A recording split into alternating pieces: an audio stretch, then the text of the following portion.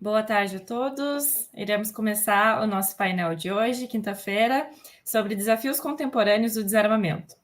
Muito prazer, eu sou Maria Luísa, membro da clínica, e eu estou aqui com o nosso palestrante Gustavo Oliveira Vieira, da UNILA, que vai falar para a gente hoje sobre os desafios contemporâneos do desarmamento. Vou brevemente apresentar o Gustavo, e apenas para conhecimento de todos, em breve nós teremos outro painelista também, o Seth Shelden. Quando ele entrar, a gente vai fazer a apresentação dele também. Gustavo Vieira é doutor em Direito pela Universidade do Vale do Rio Sinos, com um período sanduíche na University of Manitoba. É professor adjunto do curso de graduação e do mestrado em Relações Internacionais da Universidade Federal da Integração Latino-Americana, a UNILA. Tem experiência na área de direito, com ênfase em direito internacional, atuando principalmente nos temas de direitos humanos e direito internacional humanitário. É também coordenador do Núcleo de Estudos para a Paz e da Cátedra de Estudos para a Paz. Seja bem-vindo, Gustavo, muito prazer, e te desejo uma ótima apresentação. Está contigo. Muito obrigado, Maria Luísa, parabéns. Eu percebi com muito entusiasmo a iniciativa dos estudantes da URGS em criar uma clínica de direito internacional humanitário. Esse é um tema que nós temos muito o que desenvolver no Brasil e na América Latina. Então, parabéns pela iniciativa de vocês. Eu fico muito feliz em ver essa formação de qualidade que vocês têm desenvolvido, o congresso que vocês têm organizado, enfim, tudo isso é muito necessário para todos nós. Então, fico feliz e agradeço muito pelo convite. Eu vou contar rapidamente, sim, vou expressar qual é o fio condutor da minha apresentação antes, né? Contar de onde que eu parto para tratar disso, e aí a gente tem uma apresentação em slides que vai ficar disponível depois para todos. O tema que eu vou apresentar é especificamente sobre o direito internacional do desarmamento humanitário, certo? A ideia de desarmamento, ela parte por diferentes vertentes. Uma delas, ela está muito mais ligada a desarmamento estratégico, né? Uma dimensão estratégico-militar. O que acontece é que, dependendo do tipo de armas utilizadas, o impacto humanitário de algumas delas é bastante desproporcional, indiferente à sua utilidade militar. O impacto sobre não combatentes, o impacto pós-conflitos de alguns tipos de armas, eles se perpetuam, né? E um dos temas que eu mais atuei até hoje é ligado à questão das minas terrestres antipessoal. Então, basicamente, vocês imaginem um cenário em que um conflito armado aconteceu, né? E foram usadas minas terrestres em larga escala, a população volta a fluir nas fronteiras, a população volta a residir nas suas casas, transitar nas suas regiões, e aqueles ambientes contaminados, essas minas passam a explodir muito mais, porque as pessoas se sentem mais livres para circular, né? Só que é um ambiente pós-conflito, é um tipo de arma que ela não reconhece se houve um acordo de paz, ou se quem pisou naquela arma é um soldado ou uma criança, né? Então, a proposta dessa apresentação, basicamente, é apresentar uma especificação no âmbito de ramo do direito internacional, que é a ideia do direito internacional do desarmamento humanitário, tá? A ideia de desarmamento humanitário, ela tem sido desenvolvida, mas uma boa referência, eu já antecipo para vocês, é a professora Bonnie Doherty, da Clínica de Direitos Humanos de Harvard, e que ela coopera com as organizações não governamentais a partir da Human Rights Watch, da divisão de armas da Human Rights Watch. Então, eu trabalho com as coalizões de organizações não governamentais ligadas ao desarmamento humanitário, enfim, eu estava no final da graduação, comecei a trabalhar com direitos humanos via Anistia Internacional, e aí parti para a campanha internacional de erradicação de minas terrestres, que fui tentando participar dos demais temas, tá bom? Então, a partir daí, eu vou pedir só para começar a apresentação. Então, esse é o nosso core, né? É a ideia de fundamentar. Bom, o objetivo é fundamentar a existência desse novo ramo, né, do direito internacional do desarmamento humanitário, e ele tem atores, sujeitos e fontes distintas, também. E o novo ramo é resultado de um desenvolvimento progressivo do direito internacional e a delimitação ela tem uma função de contribuir para a melhor compreensão, interpretação e, consequentemente, melhor implementação desses tratados. Então, se a gente consegue entender, né, essas categorias e a razão de ser dessas categorias distintas, a gente tem melhores condições de aplicá-las. Essa é a função desse novo ramo. Então, há inovações que são políticas e também são jurídicas. E isso vem num movimento, né, das últimas décadas, que passa pela humanização das relações internacionais nas agendas de segurança, desenvolvimento e do direito. Né? A gente vem a ideia de direitos humanos, né? Uma série de autores vai tratar, mas pelo menos tem um que vai fazer uma fundamentação mais densa sobre isso, que chama Christian Thomas-Schat, que ele vai falar que os direitos humanos promoveram uma transição copernicana no direito, certo? E para ver a profundidade dessas mudanças. Né? Com o tempo, os estudos, os relatórios sobre desenvolvimento perceberam a lacuna em entender sobre como estavam as pessoas vivendo, né, em ambientes em que às vezes os dados de desenvolvimento econômico eram bastante prósperos, mas as pessoas não estavam vivendo bem. Então houve a demanda de se criar uma categoria que chamava desenvolvimento humano. E no próprio relatório de desenvolvimento humano, com o tempo, se propôs a categoria segurança humana, porque a ideia de segurança internacional dos estados, percebida pelas razões estratégico-militares, elas eram insuficientes para perceber a qualidade de vida das pessoas e a segurança em que as pessoas estavam vivendo. Então, essa agenda de humanização das relações internacionais, ela vai contribuir e abrir caminhos para uma aplicação específica na ideia de desarmamento por razões humanitárias. Certo? Eu coloco esse símbolo, essa ideia dessa cadeira, né? Esse é um monumento que tem à frente da sede da ONU em Genebra, na entrada das bandeiras. É um monumento que tem em torno de 15 metros. A broken chair, né? Uma das pernas dela está né, como se fosse estilhaçada, ela está assim, uma perna pela metade, e ela faz alusão ao problema das minas terrestres antipessoal, e é um espaço numa praça sempre utilizada para os movimentos humanitários também. Então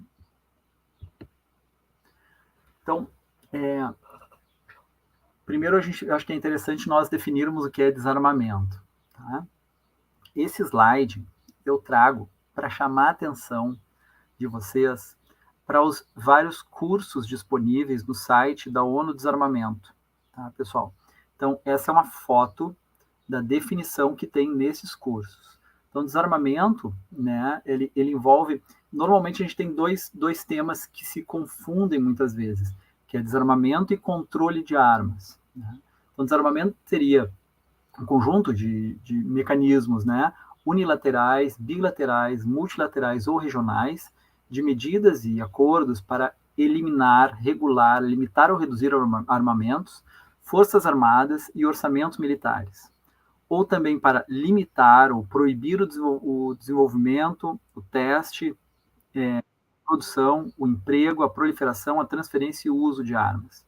Então, são diversos mecanismos, há sim mecanismos que são unilaterais e há multilaterais também. Os principais objetivos incluem a manutenção, a construção, né, da paz internacional e da segurança, a prevenção e a solução de conflitos, a proteção de civis. Eu acho que talvez a categoria mais própria para nós seria não combatentes, né? E também hoje se fala muito em promoção do desenvolvimento sustentável por força bastante do ODS 16.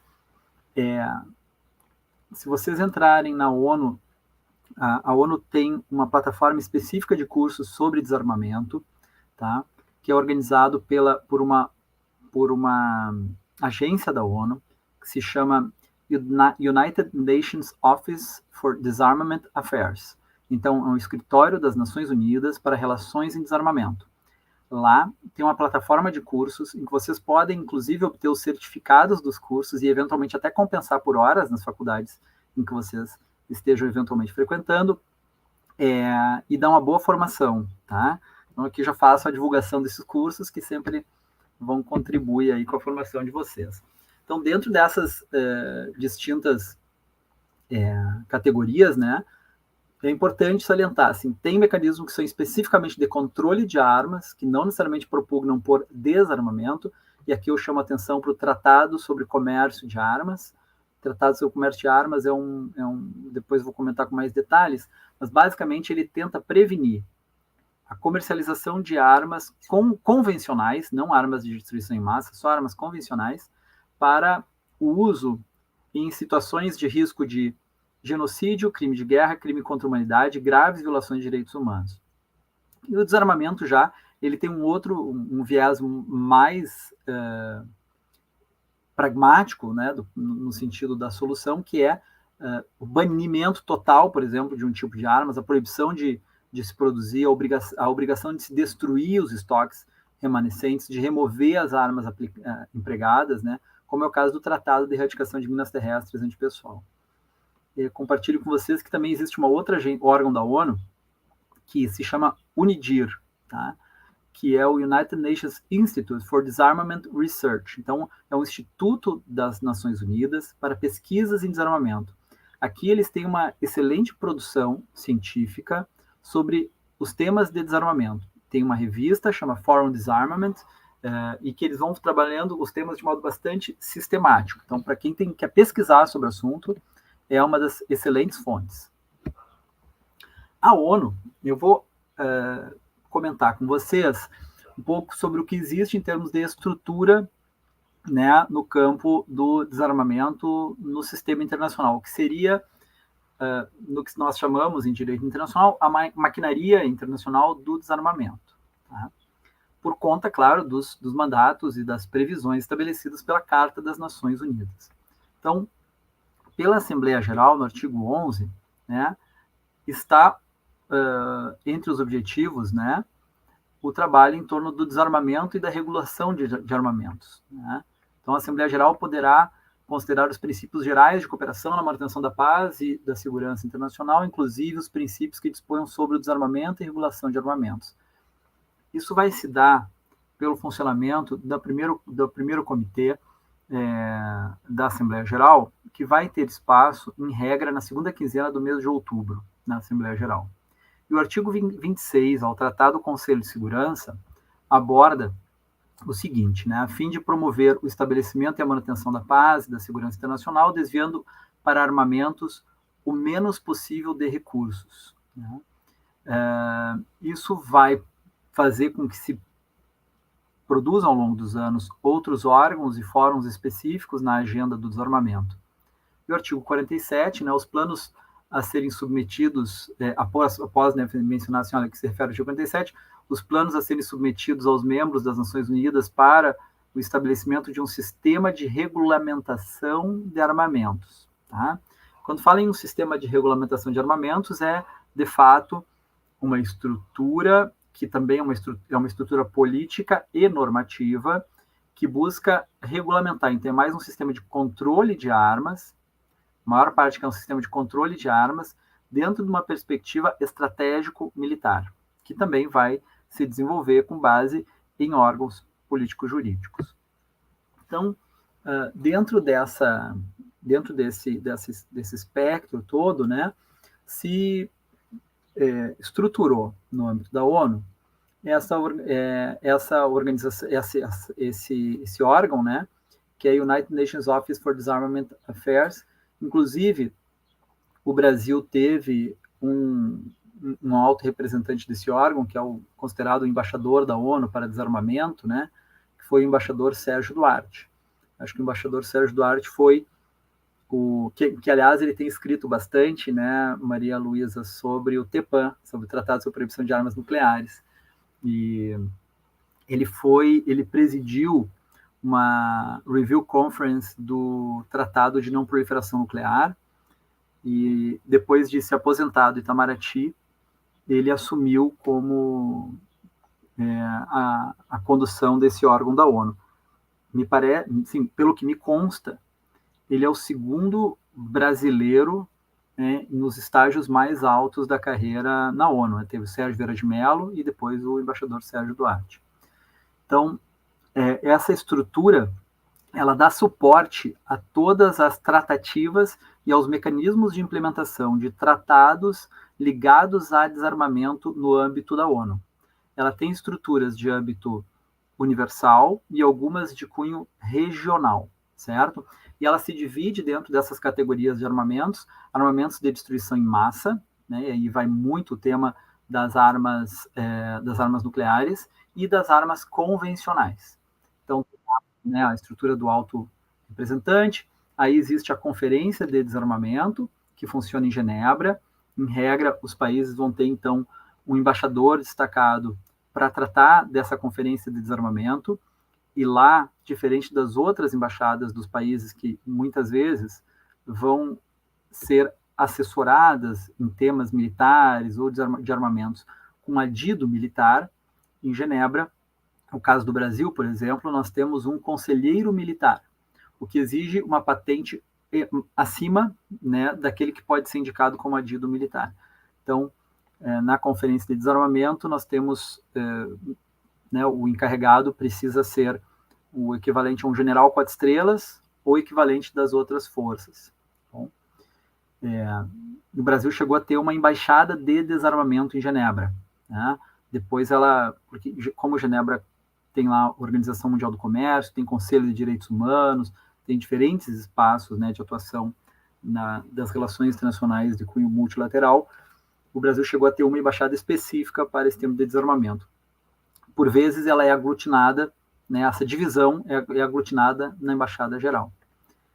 Enfim, ela tem uma estrutura diversa, mas só para chamar a atenção ali embaixo, eu queria, na parte regional, né, nesse braço regional de desarmamento, existe uma sede também que fica aqui em Lima, que faz alguns estudos específicos sobre desarmamento na América Latina.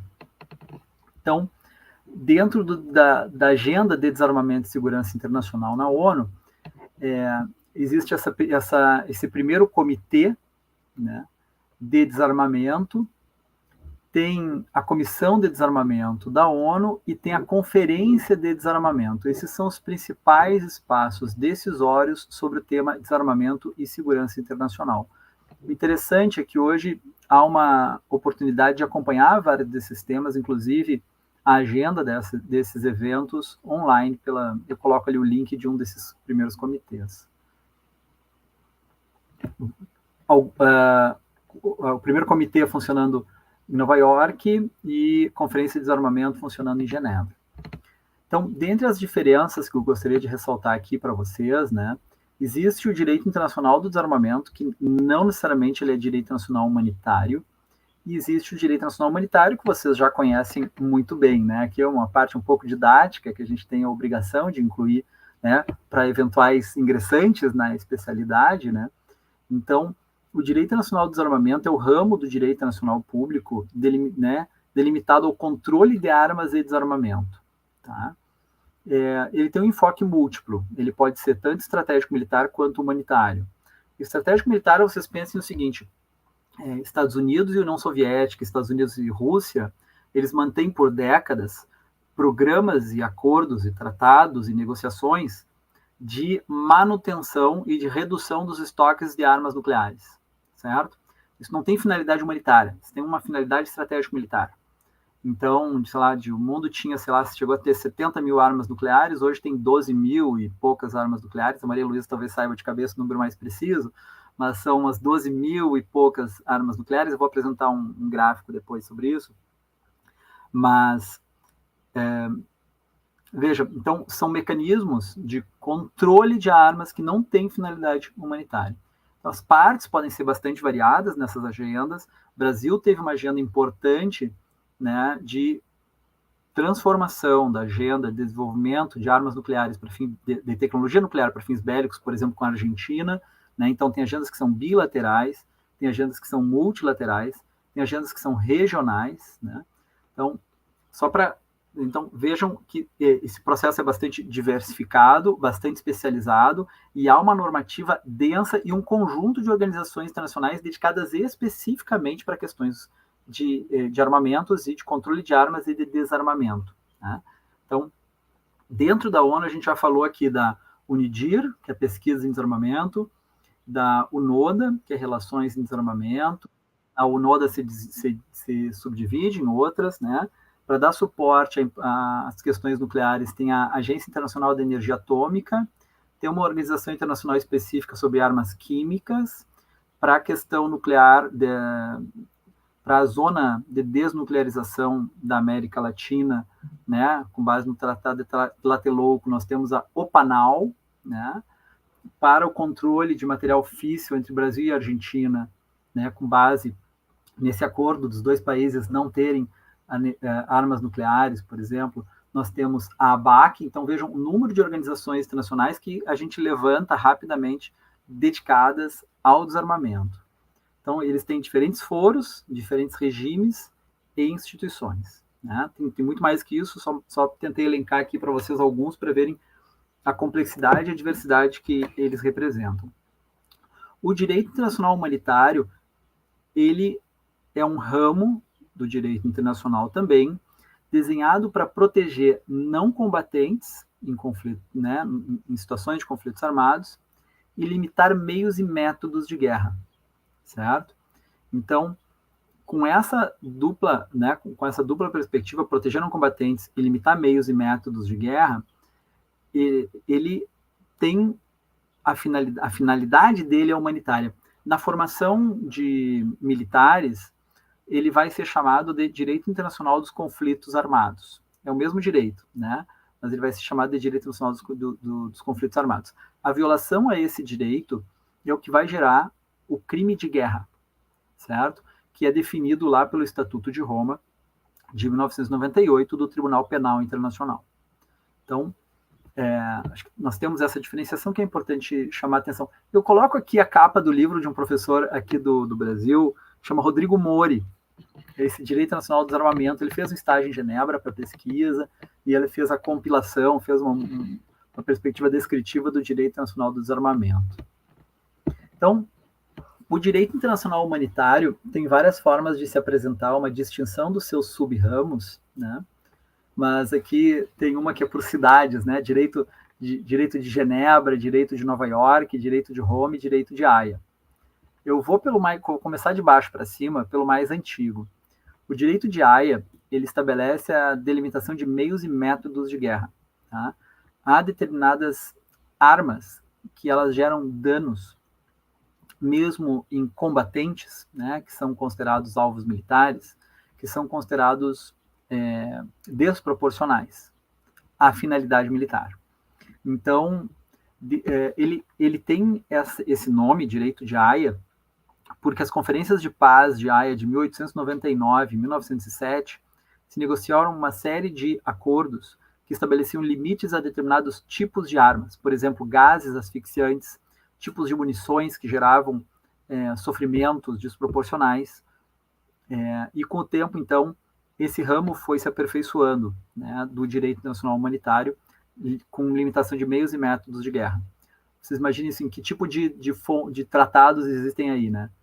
Bom, desde a proibição de uso de munições que não possam ser detectados por raio-x, a proibição de laser com efeitos cegantes, né? Armas incendiárias em determinadas situações.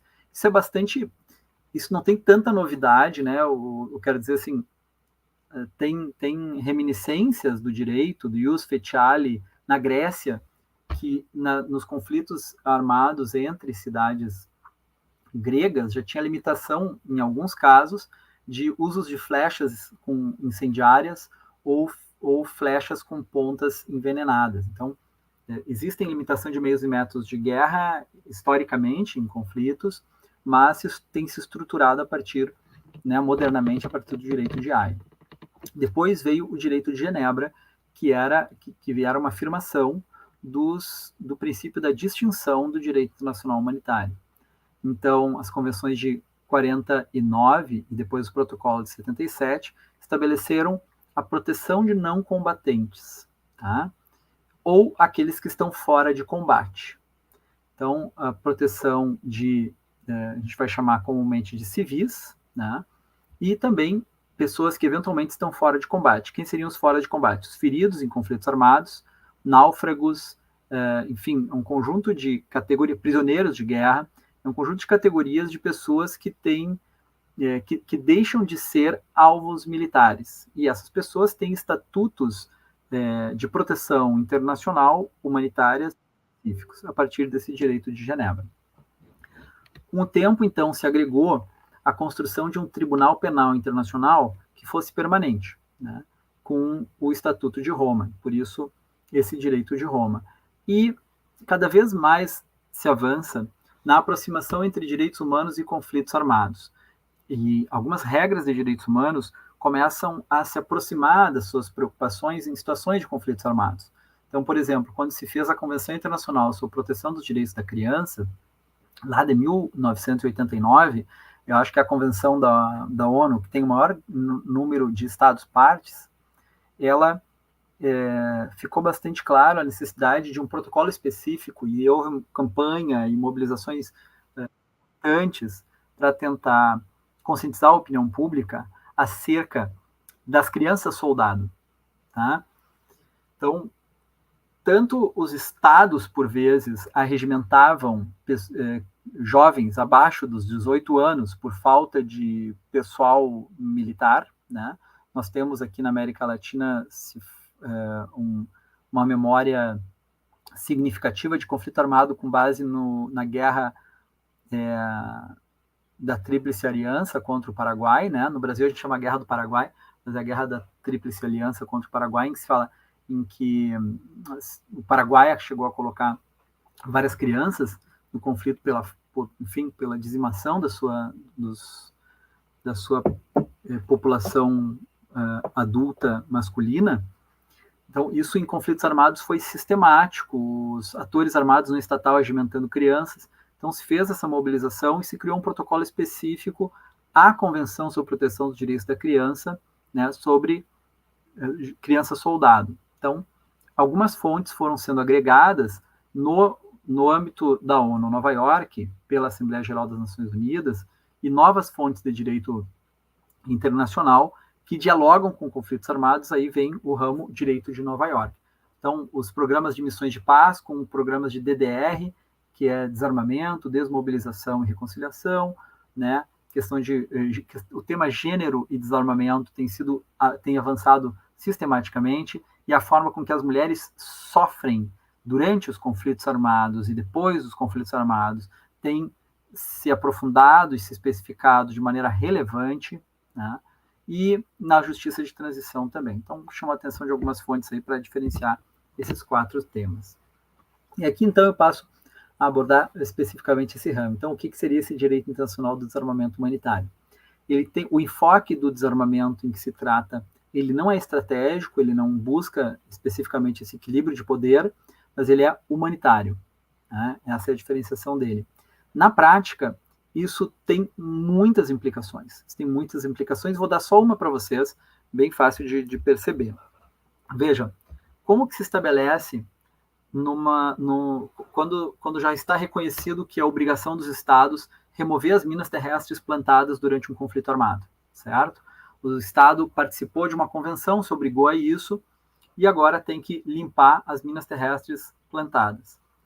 Tem algumas que podem ser úteis para uma empresa, para acesso a minas de diamante, né, para uma utilidade estatal. Se nós tivermos um enfoque da desminagem humanitária, ela necessariamente tem que começar e priorizar o espaço onde ela tem maior risco de gerar vítimas, certo? Então, é necessário seguir uma ordem de prioridade onde se reduza inicialmente o maior risco humanitário daquele tipo de arma. Então, ela tem um campo de aplicação prático importante, né, e é importante fazer essa delimitação por conta desse tipo de decisão estratégica no terreno. Não é apenas um problema conceitual. A construção política, ela teve diferenciais bastante significativos por envolver a sociedade civil, né, e tentar incluir sistematicamente a voz das vítimas desses conflitos armados e vítimas desse tipo de armas. Então, ela tem essa dupla diferenciação. E aqui Basicamente, ela tem um kick-off, né, um processo de construção e lançamento inicial com a questão da erradicação de minas terrestres antipessoal, pelo grau de envolvimento da sociedade civil nesses temas, e aí depois vai se desdobrando em outros tipos de armas, como munições cluster, armas nucleares, comércio de armas. Hoje se trabalha também a negociação por uma proibição de armas plenamente autônomas, e outros temas passam a estar no horizonte também, que é conflitos e meio ambiente, conflitos armados e meio ambiente, explosivos em áreas urbanas. Então, o tema das minas terrestres antipessoal, ele entra no cenário da agenda política internacional na década de 90, que era uma década considerada a década do direito internacional. E aí os trabalhadores humanitários em diferentes países passaram a perceber que a arma que mais estava matando pessoas e que mais estava afligindo o desenvolvimento e a reconstrução dos países, eu estou falando aqui países como o caso do Camboja, Moçambique, né, países do sul, né, que vinham de situações pós-conflito e que estavam bastante minados. Então, e a arma que estava matando mais pessoas e um dos maiores entraves ao desenvolvimento era justamente as minas terrestres antipessoal. A estimativa na década de 90 é que havia em torno de 110 milhões de minas plantadas, gerando em torno de aproximadamente um acidente a cada 22 minutos, né, no planeta. Vocês imaginem o seguinte, os países já são pobres, a infraestrutura de saúde já é pobre, já é deficitária, né? Em regra, esse tipo de acidente acontece ainda nos interiores, e ela acaba acontecendo bastante em população com trânsito rural. Então, a letalidade e o modo com que isso afeta aquela comunidade, cuja inserção sociolaboral depende em grande medida da integridade física, ela acaba gerando um entrave estrutural ao desenvolvimento e a situação de toda a família e da sociedade. Então, essa percepção gerou uma articulação de organizações não governamentais que propuseram, no ano de 1992, a formação de uma campanha internacional de erradicação de minas terrestres, com várias instituições, né, várias instituições não governamentais, e que conseguiu, enfim, iniciou uma negociação pela Convenção sobre Certas Armas Convencionais, que conseguiu um protocolo 2 emendado em 1996, que se fez por consenso, e não resolveu o problema humanitário.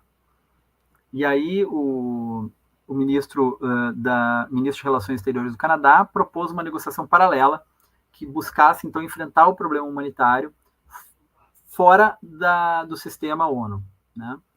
Como vocês sabem, tem vários tratados que são fora do sistema ONU, e um desafio ali é que esse tipo de tema na Conferência de Desarmamento ele exige consenso, e essa acomodação de interesses que o consenso exigia naquele espaço, ele vedava o enfrentamento do problema humanitário naquela medida.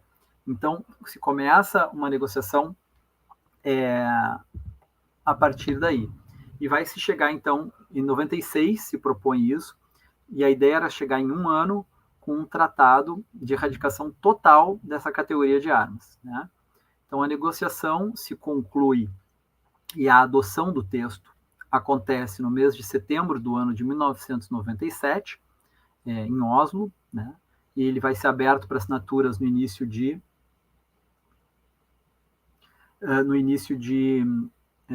dezembro do ano de 1997, com a Convenção sobre a Proibição do Uso, Armazenamento e Produção de Minas Terrestres Antipessoal e sobre sua destruição, né? Ali a cerimônia de abertura de assinaturas desse tratado, né? Então, basicamente, mina terrestre antipessoal, esse tipo de arma aí, que aparece no slide, né? É uma arma cuja característica principal é ser acionada pela própria vítima. Ela, por vezes, tem a característica específica dela destruir apenas uma parte do membro, né? Ela não tem, às vezes, o objetivo de matar, a vítima, mas de gerar um severo dano, e com isso, num combate, a lógica militar é que uma pessoa ferida, ela vai envolver outras dois combatentes, eventualmente, para removê-la do campo de batalha. Então, ela gera mais dano ferindo que matando, né? Bom, 2 países chegaram a ter como a sua principal indústria a indústria de pernas artificiais, no caso de Angola e Afeganistão, por exemplo. De tantas pessoas que ficavam, que sofriam esses flagelos das minas terrestres. Então, o processo de remoção é bastante complexo e assistência às vítimas é algo que leva, que acontece, que perdura para a vida toda.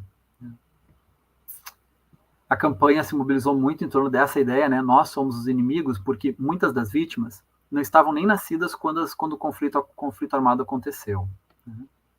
Algum outro dado aqui que eu não mencionei para vocês, a década a virada, né, dos anos 90 para 2000, tínhamos mapeado 103 países afetados, países e territórios, né, internacionais afetados.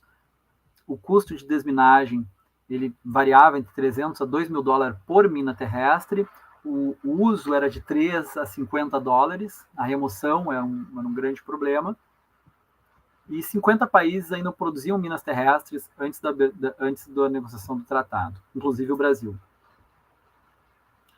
Então, em termos de obrigações jurídicas internacionais, o que essa convenção estabelece é a proibição de uso, produção, armazenamento e comércio de minas terrestres antipessoal. Não fiz essa diferenciação, existem esses 2 tipos de minas, né? A antipessoal e anticarro ou antitanque. A destruição de todas as minas armazenadas, a remoção das minas plantadas num prazo de 10 anos, assistência às vítimas, e ela reconhece o papel da sociedade civil nessa função. Então, os mecanismos de implementação, eles envolvem a submissão de relatórios anuais pelos estados, a adoção de uma legislação nacional pelos estados-parte e encontros de estados-partes, né, sistematicamente. Né, nos últimos relatórios, o que tem aparecido é o uso apenas por Myanmar, depois nós tivemos na Ucrânia também, agora recentemente, e por atores armados não estatais em 6 países. Os principais utilizadores hoje são atores armados não estatais, né? Dos 50 países que produziam minas terrestres, restam ainda 12 países que não abriram mão total do direito de produzir, e 55 milhões de minas terrestres foram destruídas dentre as minas armazenadas pelos estados. Aqui temos boas lições. Existe um site que chama The Monitor, the-monitor.org, que aparece o monitoramento, né, do tema das minas terrestres. Tem lá os relatórios globais, foi lançado o último há 3 semanas, o último Landmine Monitor, e por países, né, a perspectiva em síntese, né, por país. Eu tenho um pequeno livro que chama Inovações em Direito Nacional, que é um estudo de caso sobre esse tratado. E com o tempo, né, enfrentando e acompanhando esse tema do desarmamento e da desminagem, passa a se perceber os diversos explosivos remanescentes de guerra persistentes, e um deles se chama munição cluster, né, que são armas que são lançadas do solo ou do ar e dispersam várias submunições no território. Elas deveriam ter a função de explodir ao tocar o solo, ou o alvo, né, mas elas têm altas taxas de falha. Em 2006, Israel usou sob o sul do Líbano 4 milhões desse tipo de submunição cluster, 1 milhão ficou sem explodir. Né? Então, as bombas... o Brasil ainda é produtor, exportador desse tipo de arma. Ela tem por característica serem imprecisas, elas são lançadas, dispersas em vastas áreas, né? Elas têm taxas de falhas importantes. Essa, usada por Israel, esperava-se uma taxa de falha de 2%, teve 25% da taxa de falha. E ela tem um poder destrutivo muito maior que minas terrestres, porque ela tem a capacidade de perfurar blindados. Então, vocês imaginam... não sei se o barulho aqui deve estar bem alto, né, da chuva. Gustavo, posso fazer uma intervenção? Claro. Quanto ao barulho da chuva, não tem problema, a gente não, tá ótimo. Tranquilo. Mas o pessoal da clínica apresentou no Congresso de Defesa Nacional um artigo sobre as munições cluster no cenário brasileiro esse ano. Ah, que bacana. Nós podemos... ele está divulgado já nas mídias da clínica, mas a gente pode te passar depois. Foi, na verdade, muito legal. Ótimo, ótimo. E aí a gente teve um evento semana passada sobre isso também com a USP, que a gente está tentando criar um diálogo sobre esse assunto. Maravilha. Então, aqui a gente tem um livro também que a gente fez sobre esse assunto, tratado sobre proibindo as bombas cluster para qualificar o debate nacional. Né? Então, a grande questão, assim, se estimava por de 16 bilhões de submunições cluster em estoque pelos estados. Vocês imaginem o uso e o impacto humanitário desse tipo de armas. Depois veio o Tratado sobre o Comércio de Armas, cujo debate era basicamente em torno disso. Né? Olha, é mais difícil exportar bananas que armas no mundo. Então se criou esse tipo de regime para estabelecer limites ao comércio de armas. Felizmente o Brasil participa, temos dificuldades na implementação desse tratado. E o Tratado sobre Proibição de Armas Nucleares, que ele cria um novo marco jurídico vinculante. Eu acho que este vai ser o tema da próxima apresentação, eu não preciso detalhar aqui, mas ele cria uma novidade, né, jurídica internacional, que é um marco jurídico vinculante de proibição de armas nucleares, inexistente até o momento, né, dentro de uma perspectiva global. Esse é o relatório ainda do ano passado, o novo, teve uma pequena redução do número de armas nucleares, né? A gente passou de 13.400 para 12.500 mil ogivas nucleares, a distribuição delas. Aqui é o número de testes nucleares e o impacto humanitário que isso tem também, foram mais de 2.000 testes nucleares até o período. E eu vou passar aqui, então, assim, esse é mais ou menos o quadro, né, dos Estados-parte dos tratados de desarmamento e dos tratados de direito internacional humanitário. Na Convenção sobre a Erradicação de Minas, nós temos 164 Estados-parte, o que faz com que alguns dos pesquisadores do direito do Comitê Internacional da Cruz Vermelha entendam que essa convenção está criando costume internacional, porque mesmo Estados não parte estão tendo que cumprir as obrigações da convenção. Então, esse é um quadro que traz vários desafios de desarmamento, né? E, entre eles, no Brasil, o desafio do Brasil enfrentar o tema da produção e exportação das munições cluster. Então, acho que temos novos desafios e novas possibilidades aí a partir desse novo ramo do direito internacional. Muito obrigado, desculpa por eu ter passado um pouco do tempo aí, acho que eu tinha mais slides, né? Mas fico à disposição depois. Muito obrigado pelo convite. Tranquilo, Gustavo. A gente está dentro do tempo, sim. Agora nós vamos abrir para as perguntas. Se o pessoal tiver perguntas, por favor, enviem aqui no chat do YouTube e eu estarei lendo e o Gustavo estará respondendo.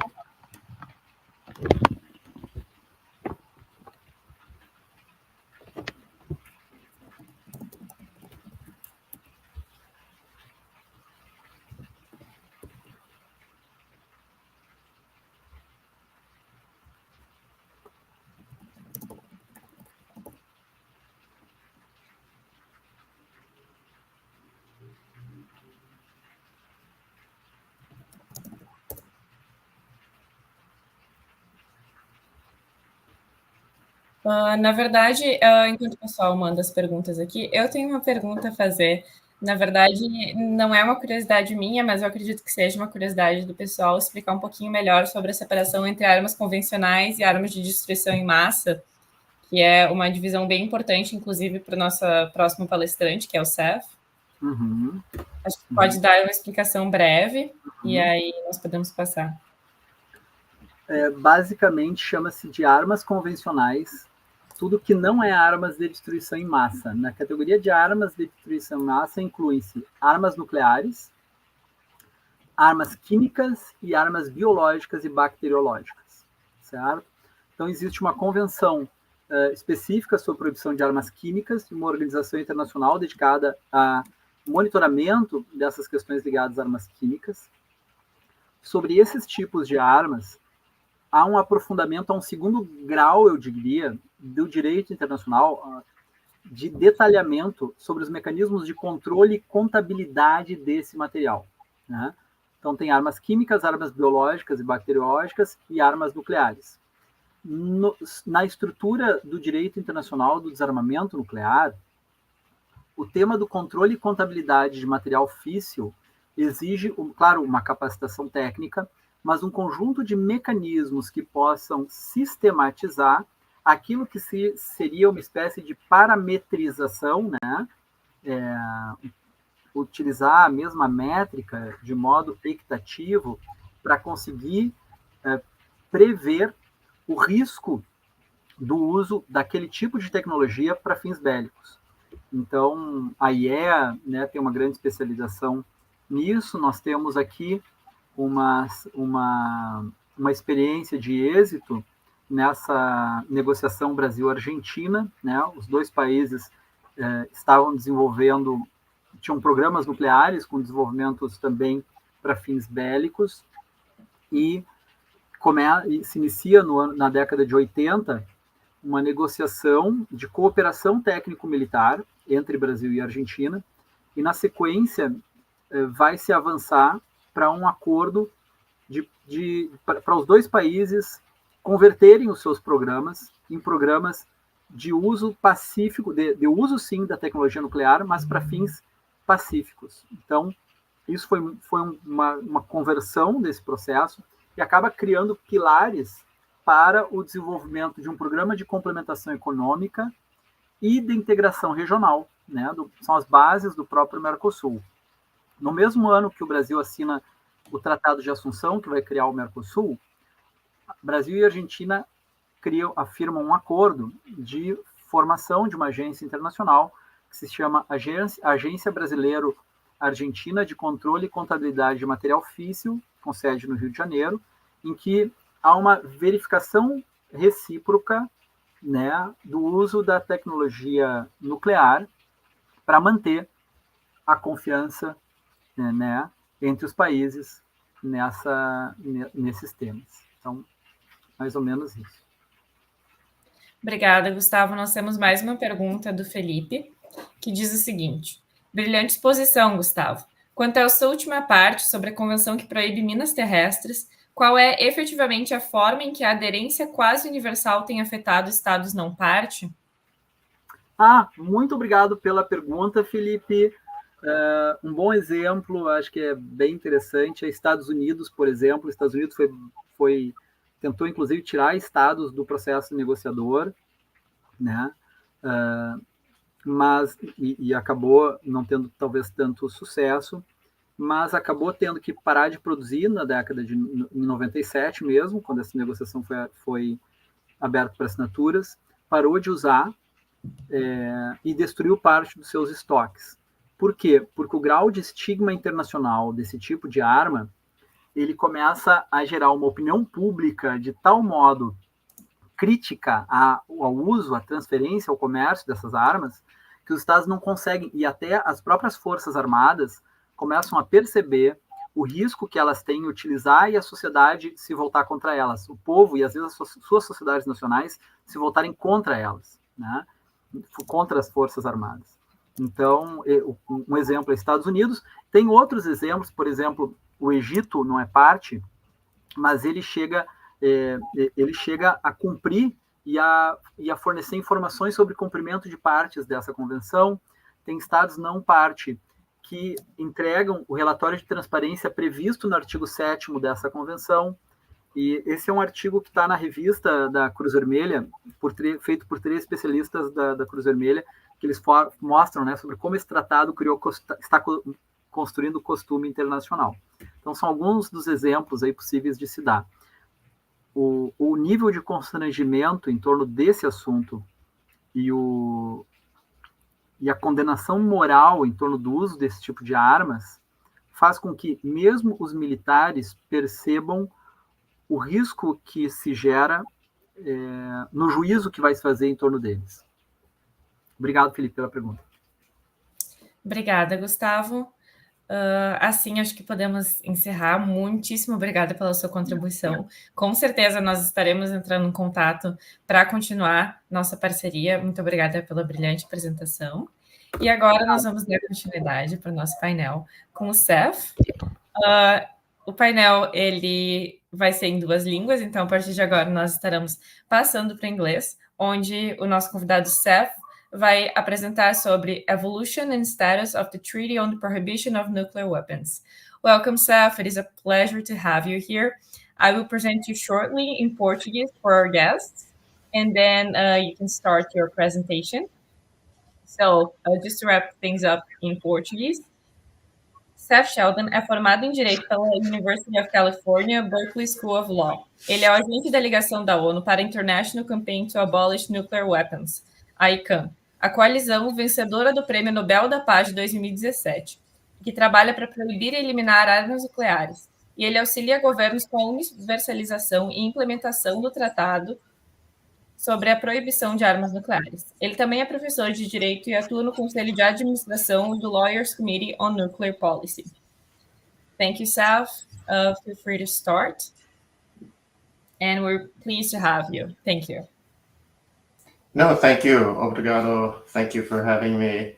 And apologies for making everyone switch into English. But this is one thing I cannot do, is speak Portuguese. So yes, I have prepared some slides to help visualize some of the things I'm saying and also to keep me on track. So yeah, I think if we can pull those up just to make sure that they're working, because I just hopefully uploaded them successfully. Okay, that looks good. I recognize that. So yes, as I think I understood enough of my introduction to basically not repeat anything, but yes, I work for ICAN, the International Campaign to Abolish Nuclear Weapons. I'll tell you a little bit about us, but I'll focus mostly on the TPNW, the Treaty on the Prohibition of Nuclear Weapons, which is the latest. I think I was following some of Gustavo's presentation on other disarmament treaties, and many of which, especially the ones that were framed through the humanitarian disarmament argument, helped set the stage for us to succeed with this treaty, which is the newest disarmament treaty in the landscape. And as I'll describe a little more, it was adopted in 2017, and it became law or entered into force in 2021. We had our first meeting of states parties last year, and we just had our second meeting of states parties last week. That's why I'm sitting in front of all of this branded content that I still have from all of our activities last week. So I'll tell you a little bit about that, but I think I'll focus mostly on what the treaty is, a little bit about how it came about. But just for starters, I think I just talk a little bit about the facts, the environment that we're in. Of course, all law is informed by facts, and it's important, I think, to just give a little bit of background on where things stand right now. So if we could start with this next slide, just to talk about where things are in the world. I think those of you who, and maybe there are a few who are listening, who were around during the Cold War and thinking about where things were in terms of the dangers of nuclear war.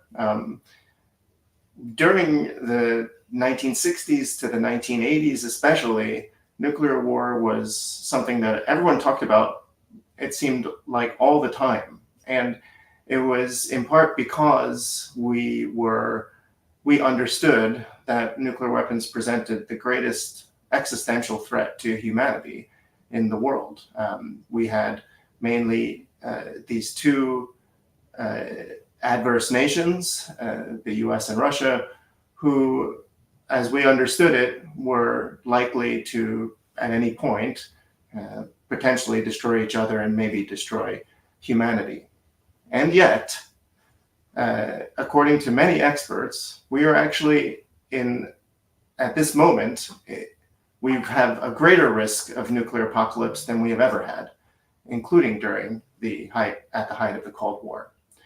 Now, the reasons for this get into a lot of geopolitics and also a lot of the changing dynamics around how the command and control systems, like how nuclear weapons are used in different countries, the fact that different countries have them, the the introduction of artificial intelligence and a lot of cyber technology into the systems that run nuclear weapons, and also a greater just understanding of the interrelationship of nuclear weapons with other existential threats, including things that we do think a lot about, like climate change and this mutually reinforcing cycle of doom that is climate change and nuclear weapons. But I'll speak more about that in a second. Next slide. I can't control the slides, can I? Or is it possible for me to do it? No? Okay, I don't know. Because I have a lot. Oh, yes, how do I do it? Well, you tell me how, Laura, and I will we'll do it so you don't have to worry about it, because I can't see. Press the bottom. I see. Okay. Got it. Okay, I will do it from now on. So the yes, this slide just gives us well, a slightly outdated visual of where we are with, but basically just under 13,000 nuclear weapons. 90% of them are held by Russia and the United States, and it's a lot less than it was at the height of the problem. I mean, at one point there were over 60,000. So it's, again, particularly interesting that it's so widely accepted by experts that it's actually a more dangerous time now. And a lot of it has to do with how these weapons are deployed, because these numbers hide some of the actual dangers of where these weapons are and how many of them are already out there in the field versus stockpiled in warehouses and such. And as I said, also this increased understanding of what these weapons do and the danger of what will happen to humanity and to the planet if they're used. I won't play this video, but I encourage you to watch it, and I can put it, I can maybe put it in the link, but it's basically this video from Curtis Gesagt, and let's see if I can connect. Anyway, I will at some point put it in the chat because I can't now, or I'll give it to Laura to put it in the chat here. And maybe you could watch it sometime. I think it's this very one way of demonstrating to the average person how nuclear weapons work, what they do to human bodies when they're used. And I think it helps set the stage for the legal analysis too, and demonstrating that these are really the epitome of weapons that are incompatible with IHL, because with international humanitarian law, because they so clearly violate the rules of distinction, the rules of proportionality, superfluous injury, and unnecessary suffering, as well as the less invoked but still, principles, still accepted principles of international humanitarian law, such as the rule against long-term and comprehensive damage to the environment. Or to put it another way, the way it was articulated in a 1996 decision, the advisory opinion on the use of or threat of use of nuclear weapons by the International Court of Justice, where they said that the use of nuclear weapons seems, the phrase they use, scarcely reconcilable with respect for the requirements of international humanitarian law. And this is especially clear when we talk about the use in a populated area. And I think some of the ambiguities come up when we talk about use in remote areas that are far away from populations. But I think many experts, and this is the one that's more debated, but many experts would still say that our evolving understanding of what nuclear weapons do, their long-term effects, means that it's also a violation of international humanitarian law, even when used away from populated areas. And a lot of as I said, our understanding is evolving, and I'm just putting up the first page of a study that was released a year ago that's giving us insight into what nuclear weapons would do in terms of long-term effects, and this theory that you may have heard of, the concept of nuclear winter, is often the way it's often called.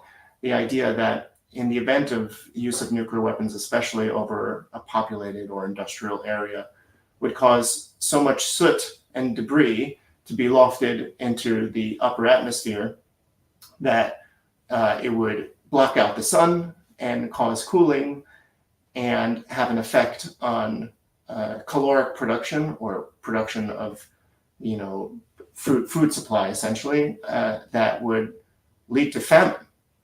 And depending on where the nuclear weapons are used and how many are used, we now have this study that shows us, let's see this one. This is one of the tables from this study. But basically, this is a table from another different table. Sorry. But the point being that in the event of use of nuclear weapons, even on the left-hand slide, I'm showing this summary of these studies and what they think would happen in the event of what we might call a limited nuclear war. So in the context of India-Pakistan, what would happen if 100 Hiroshima-sized bombs were exchanged?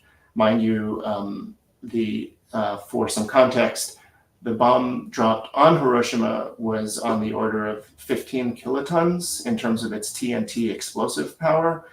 And today, since the advent and the development of thermonuclear weapons like the hydrogen bomb, we now know that arsenals contain mostly bombs that are around 30 times the size of what was used in Hiroshima, but there have been bombs developed that are almost 3,000 times the size of what was used in Hiroshima. So as horrific as we know the effects of the Hiroshima bomb, the US bombing of Hiroshima was, the US bombing of Nagasaki was, what we would be contemplating today likely would be far more horrific. So we now know, of course, what it would do to people in the immediate area in terms of the power of the blast and how destructive this could be. The heat that would be produced, that would be about the equivalent to the heat produced if you were right by the sun itself, and the thermonuclear pulse that would take out all electronic and communication devices for many miles outside the radius, and the long-term effects of fallout and radioactive pollution that would last for generations potentially. But this study on famine demonstrates that even in this limited model, the limited exchange from India, Pakistan, we might see deaths of up to 2 billion people. And then when you look at the example of a US and Russia exchange, which again have more than 90% of all nuclear weapons, and if you looked at a larger scale exchange between those two countries, the studies now show that when you consider the famine effects, we're talking about deaths in the range of 5 billion people. So essentially the end of humanity. This slide that I pulled up a second ago was meant to demonstrate that when we just remind us, I guess, that when we talk about the use of nuclear weapons, many people are often thinking about Hiroshima and Nagasaki, as well they should. But we should not forget that nuclear weapons were not just used twice. There have been over 2,000 detonations of nuclear weapons, and many of those have been done in lands that are far outside power centers of the nuclear armed states, but they have instead been used not in unpopulated areas, as many in the global north would like to say, but rather in areas that have had less influence in global politics, and therefore have been, I think, very unfairly treated, to say the least, and by countries that have been exerting their colonial spheres of influence. I mean, they were basically, the U.S. was testing in the South Pacific, and and Russia tested in Kazakhstan, and France tested in Algeria. I think it's very obvious how these countries mistreated and the lands where they've had colonial influence, and how the studies are showing more and more how long-term the effects of those tests have been. So that's some background as to where things were when we began bringing about this process toward the treaty on the prohibition of nuclear weapons. And this has been a long-term process. People have been working towards a ban on nuclear weapons ever since they were first used. But the process toward this particular avenue, that is to say, a simple ban that was negotiated through the UNGA process, the General Assembly process at the UN, as opposed to some of the other disarmament treaties that were negotiated, let's say, through the Conference on Disarmament. This strategy developed starting in around 2013, 2014, through a series of conferences that ICANN helped coordinate that were meant to explore and demonstrate the humanitarian consequences of any use of nuclear weapons.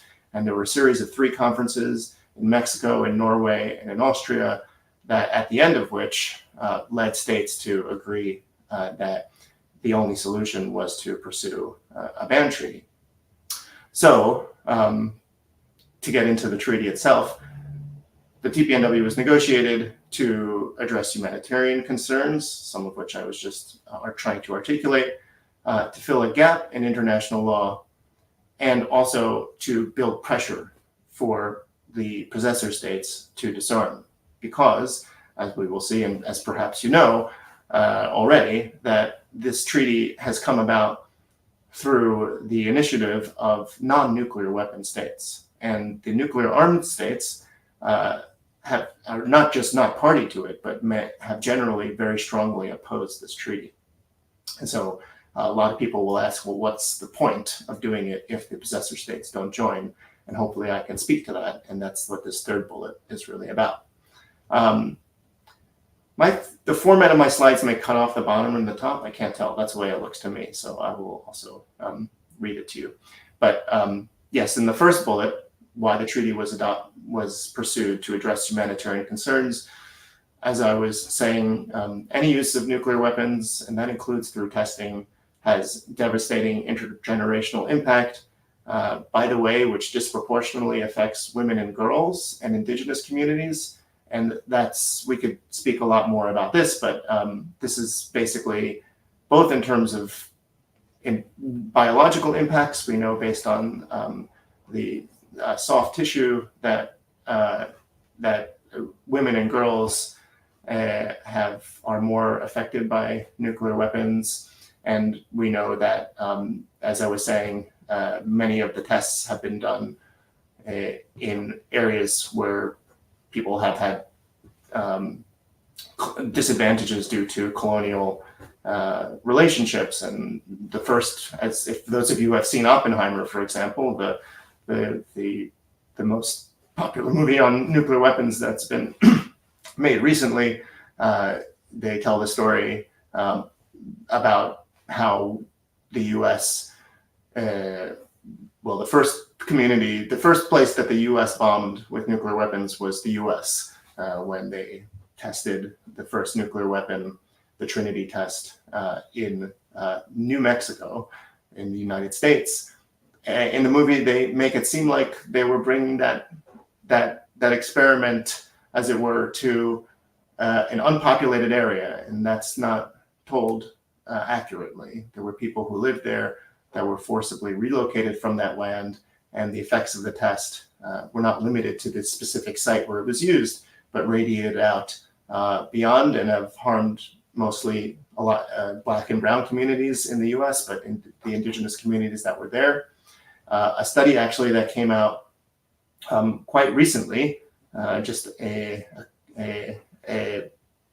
basically a few weeks ago, a couple months ago now, I guess, demonstrates that the effects of that Trinity test were that radiation spread to all 48 of the continental US states, plus Canada and Mexico.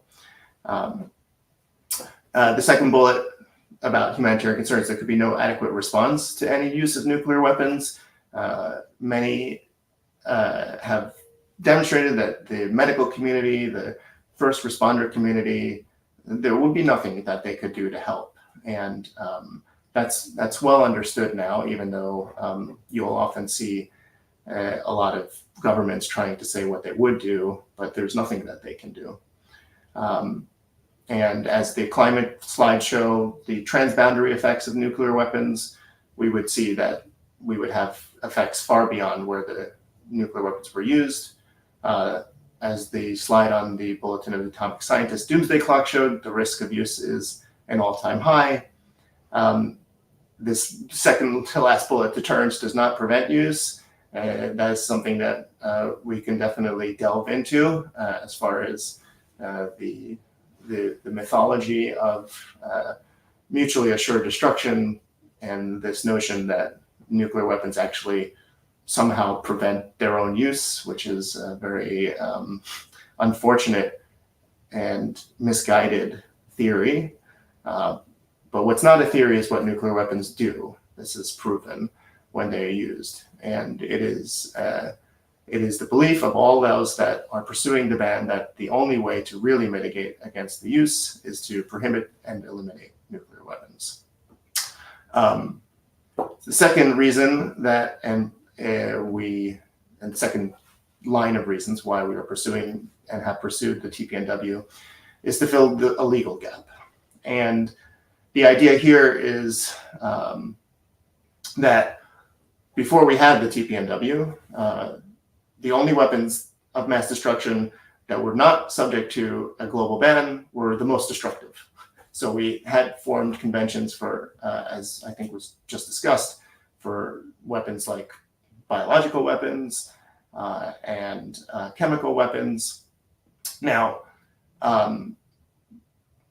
as to nuclear weapons, there is IHL guidance for the illegality of nuclear weapons. I mentioned the 1996 International Court of Justice case, which is a very comprehensive opinion that gives a lot of guidance from the ICJ as to the illegality of nuclear weapons.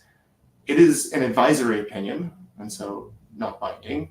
And it also includes, although much of the decision is quite good, as I said, we have the conclusion that any use of nuclear weapons is scarcely reconcilable with international humanitarian law, which I think is a strong basis for us understanding that basically any use would be illegal, is one way of saying it.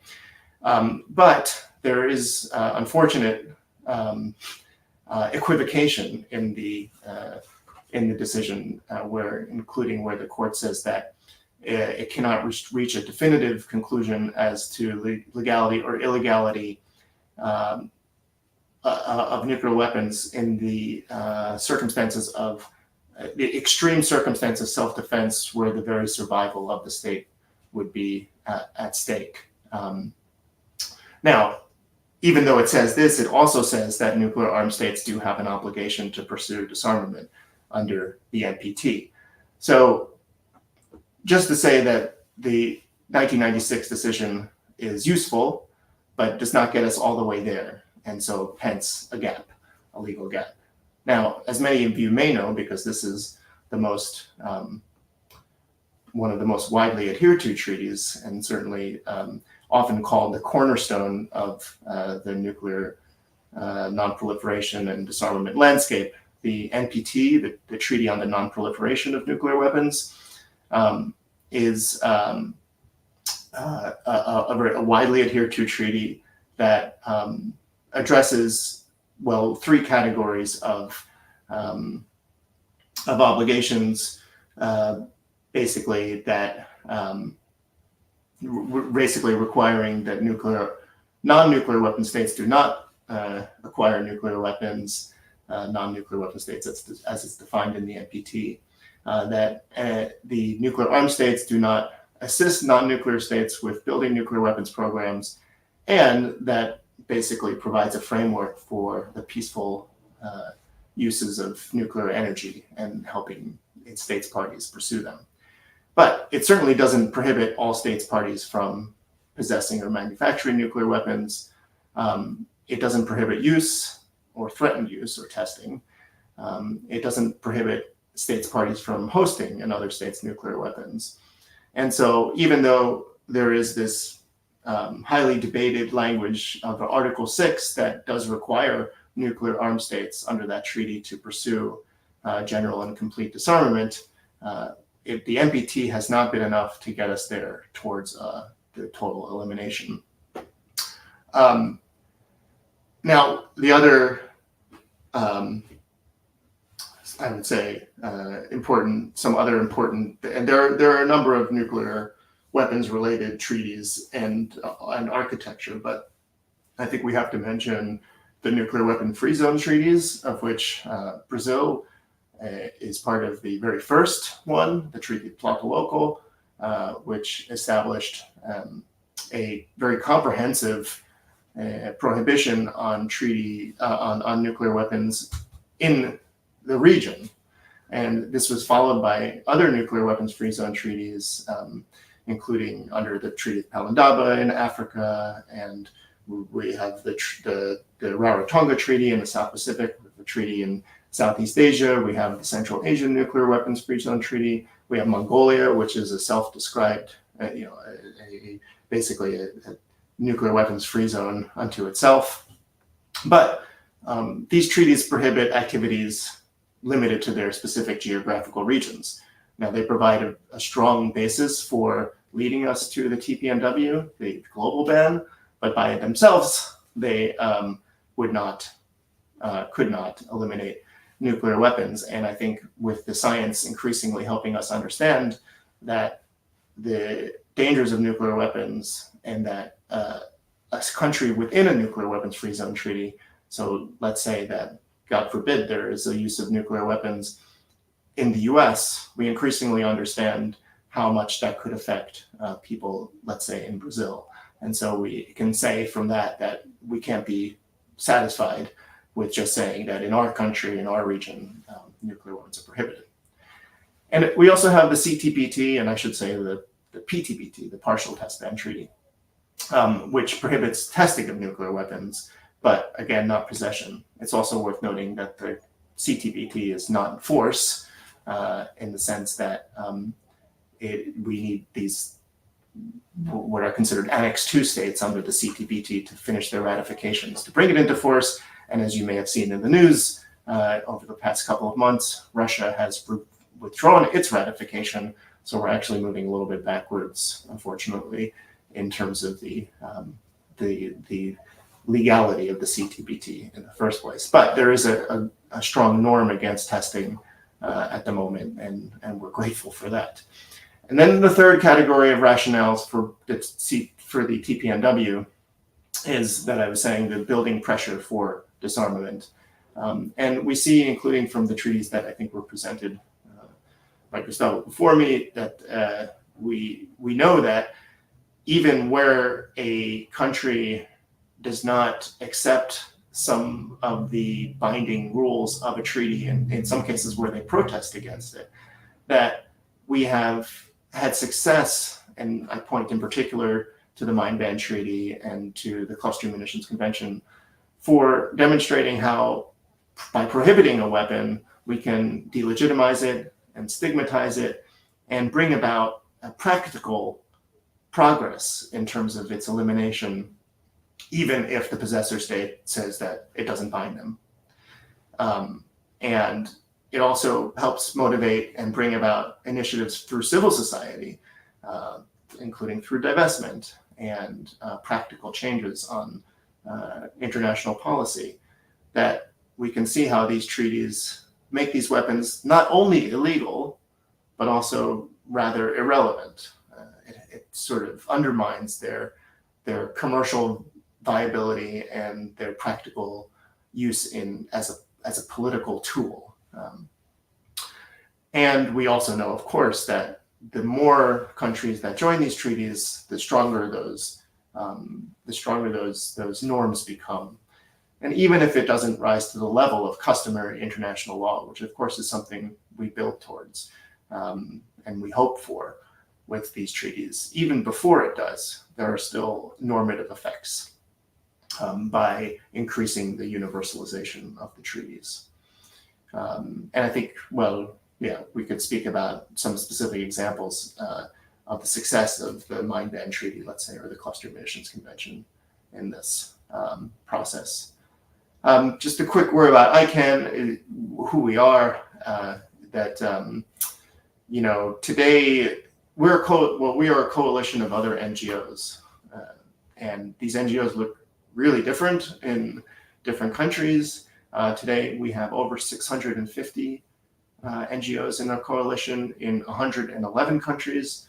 There's a couple in Brazil, but even though some of them, you know, work on many different issues, and some of them worked only on nuclear disarmament, but all of them are united by a commitment to the TPNW and bringing about their country's implementation of and the universalization of the TPNW in the world, and that they have to act non-violently. Oh, I didn't change the slide, but this was the slide. There's a lot we could say about us and how we work. We have sort of a public-facing work that we do, and that looks different depending on the country. You know, our work in Austria, which is a leader of the treaty, looks a lot different than our work in, you know, the U.S., which is an opponent of the treaty, or Brazil, which is a supporter of the treaty but has signed it but not yet ratified it. Versus, of course, you know, countries where we cannot have as vibrant a civil society presence, like Russia or North Korea, let's say. So it really depends the way we're working. And a lot of the work is public facing, and in countries that don't support us, we're putting on demonstrations and doing a lot of public action. But we're also having behind the scenes side where we are working with governments. And now that the treaty has been built, ICANN is part of the coordinating committee among the governments for the implementation of the treaty. We're built into the rules of procedure of the TPNW now as an observer. So we have this almost, I might even say, like a kind of an implementation support function. We're now built into the treaty's architecture as an organization. So we have a very formal bureaucratic side now too, that which is a big road for a group that just started as some rabble rousers who are, you know, basically trying to build like as activists build this process. I mean, Laura, just tell me where I get behind on time, but because now I'm just this can get into a lot of detail about the treaty and what it is. At least get through these few slides, the basics of the TPNW. So it's the first treaty that builds, as I was saying, a global treaty-based ban on nuclear weapons. It includes a legal framework for eliminating nuclear weapon programs and for verifying the elimination of nuclear weapons disarmament. It's, you know, we're in the early stages, but we're building this, and the treaty itself has the architecture for these rules to develop. And not least, it also is the first treaty, the first nuclear weapons treaty that has ever addressed the humanitarian impact of nuclear weapons and the fact that people and environments have been affected by nuclear weapons. And through its Articles 6 and 7 is the first legal framework ever for assisting victims and remediating environments that were affected by the use and testing of nuclear weapons. If you don't read anything else in the, oh, wait, sorry, again, I forgot to advance the slide. That was this slide that I just articulated.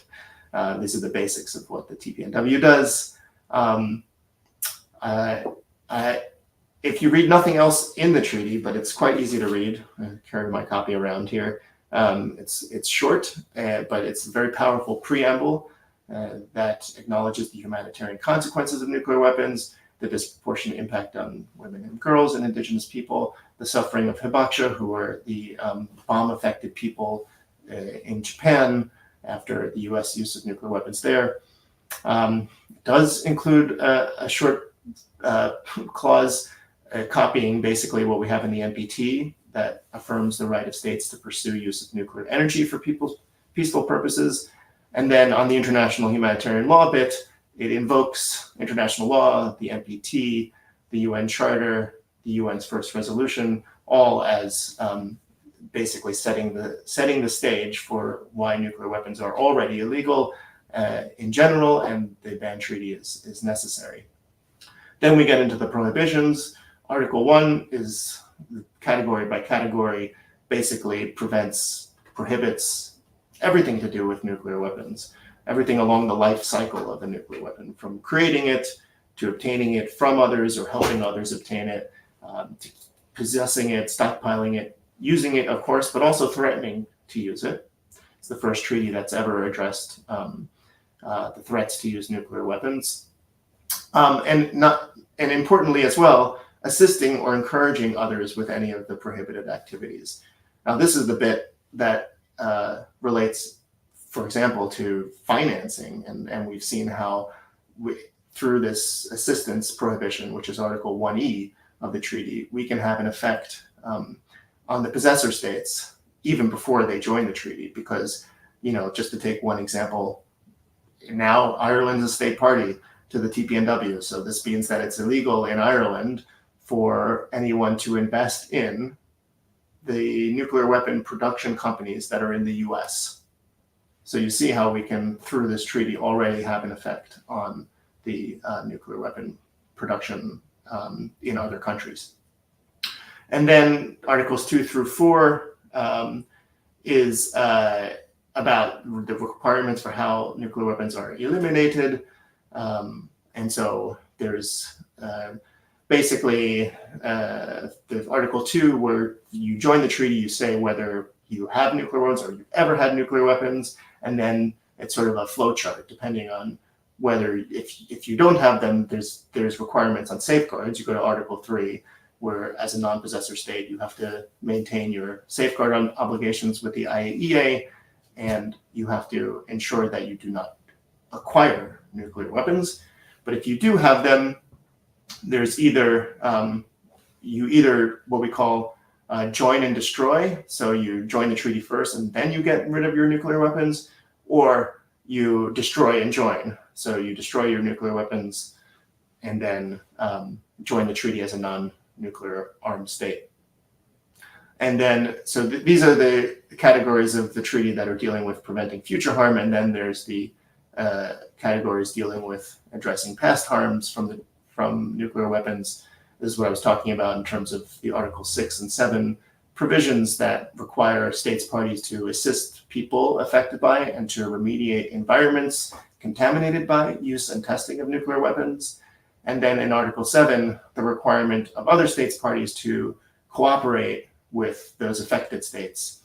And there's language that says, and we don't have any user states yet, but those states that have used nuclear weapons, tested them, developed them, they have a special responsibility under these sections to assist.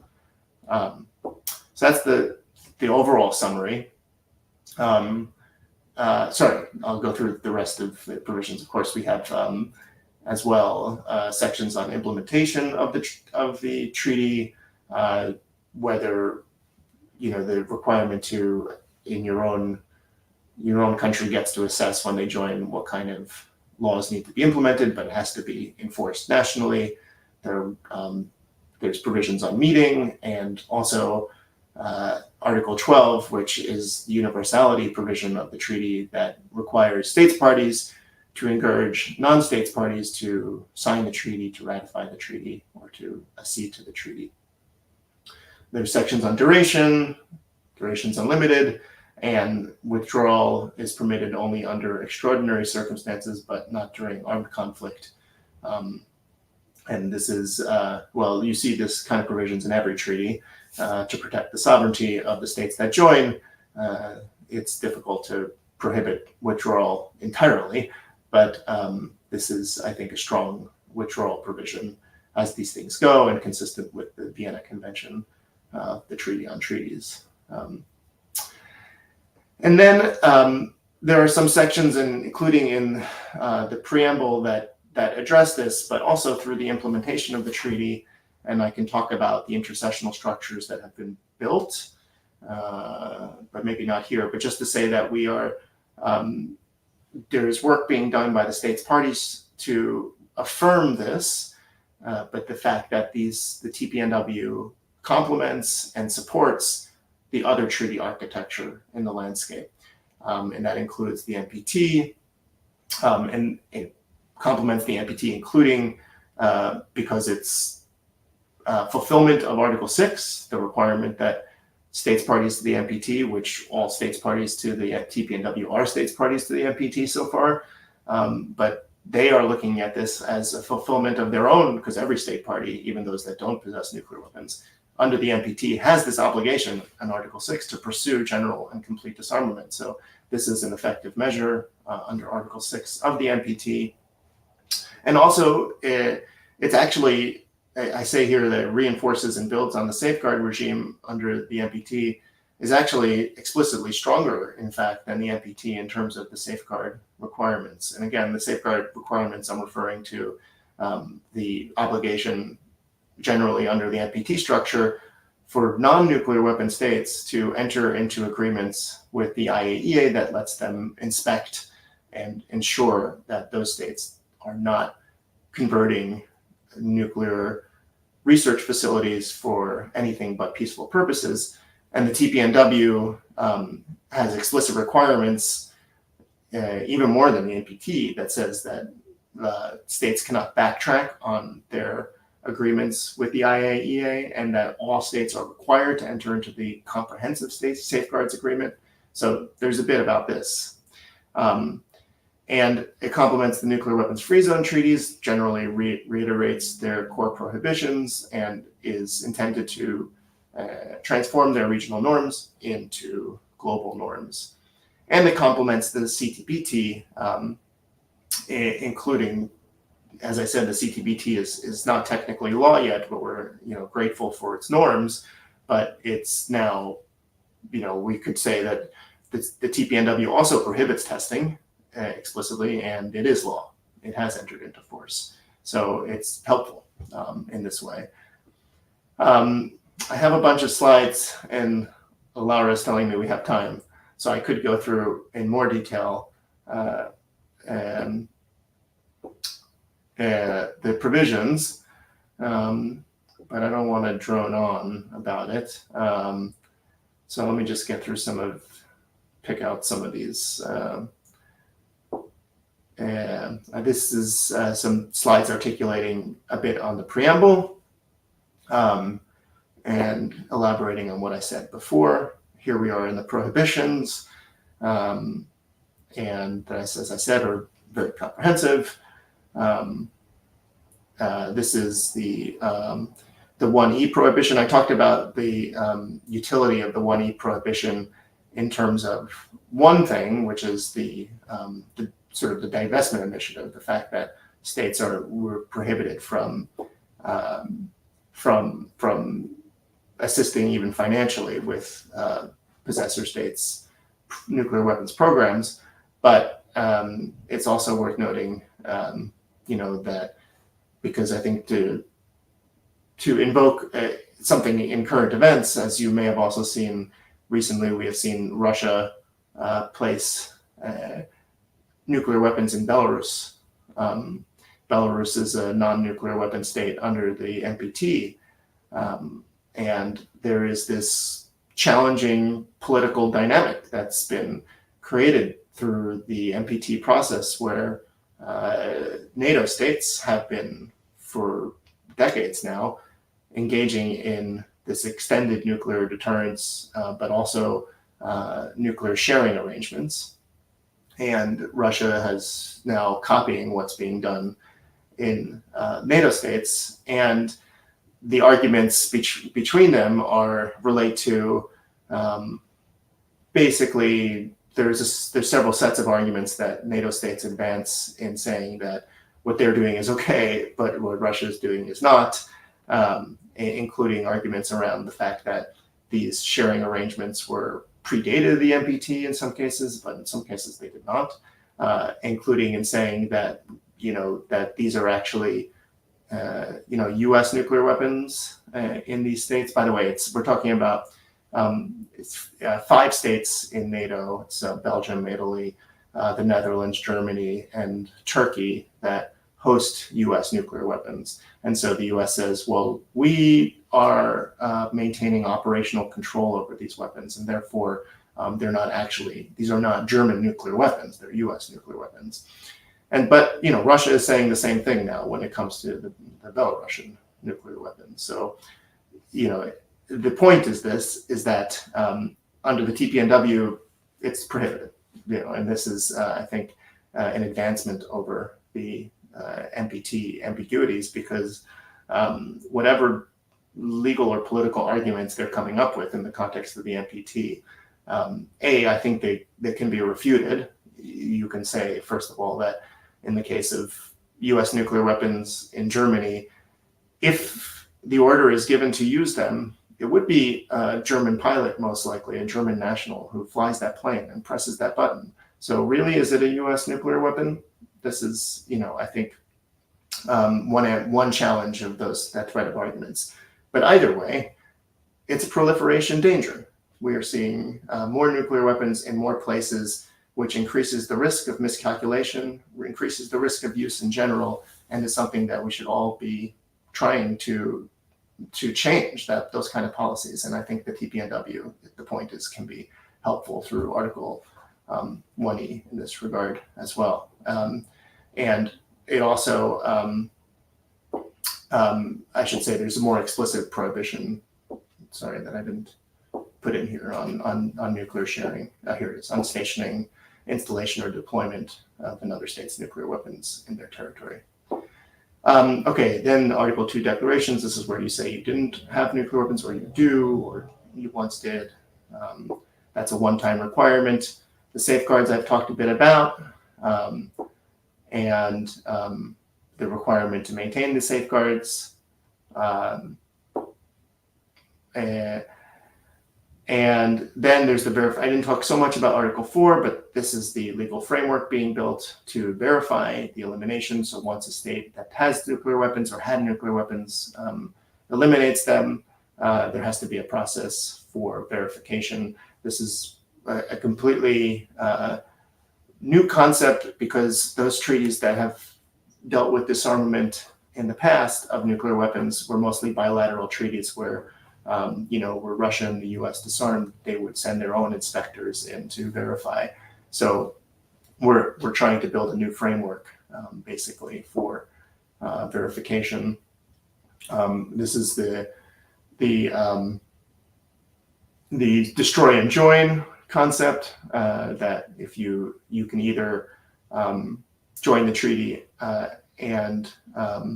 you can either destroy your weapons first and then join the treaty, verified elimination, or join and then destroy. And in the first meeting of states parties, we set the limits, the time limits on when it has to be done. So there's now a 10-year window for destruction after joining, and then we also set at the first meeting of states parties a 90-day limit to get weapons out of your territory if you're hosting weapons from another country.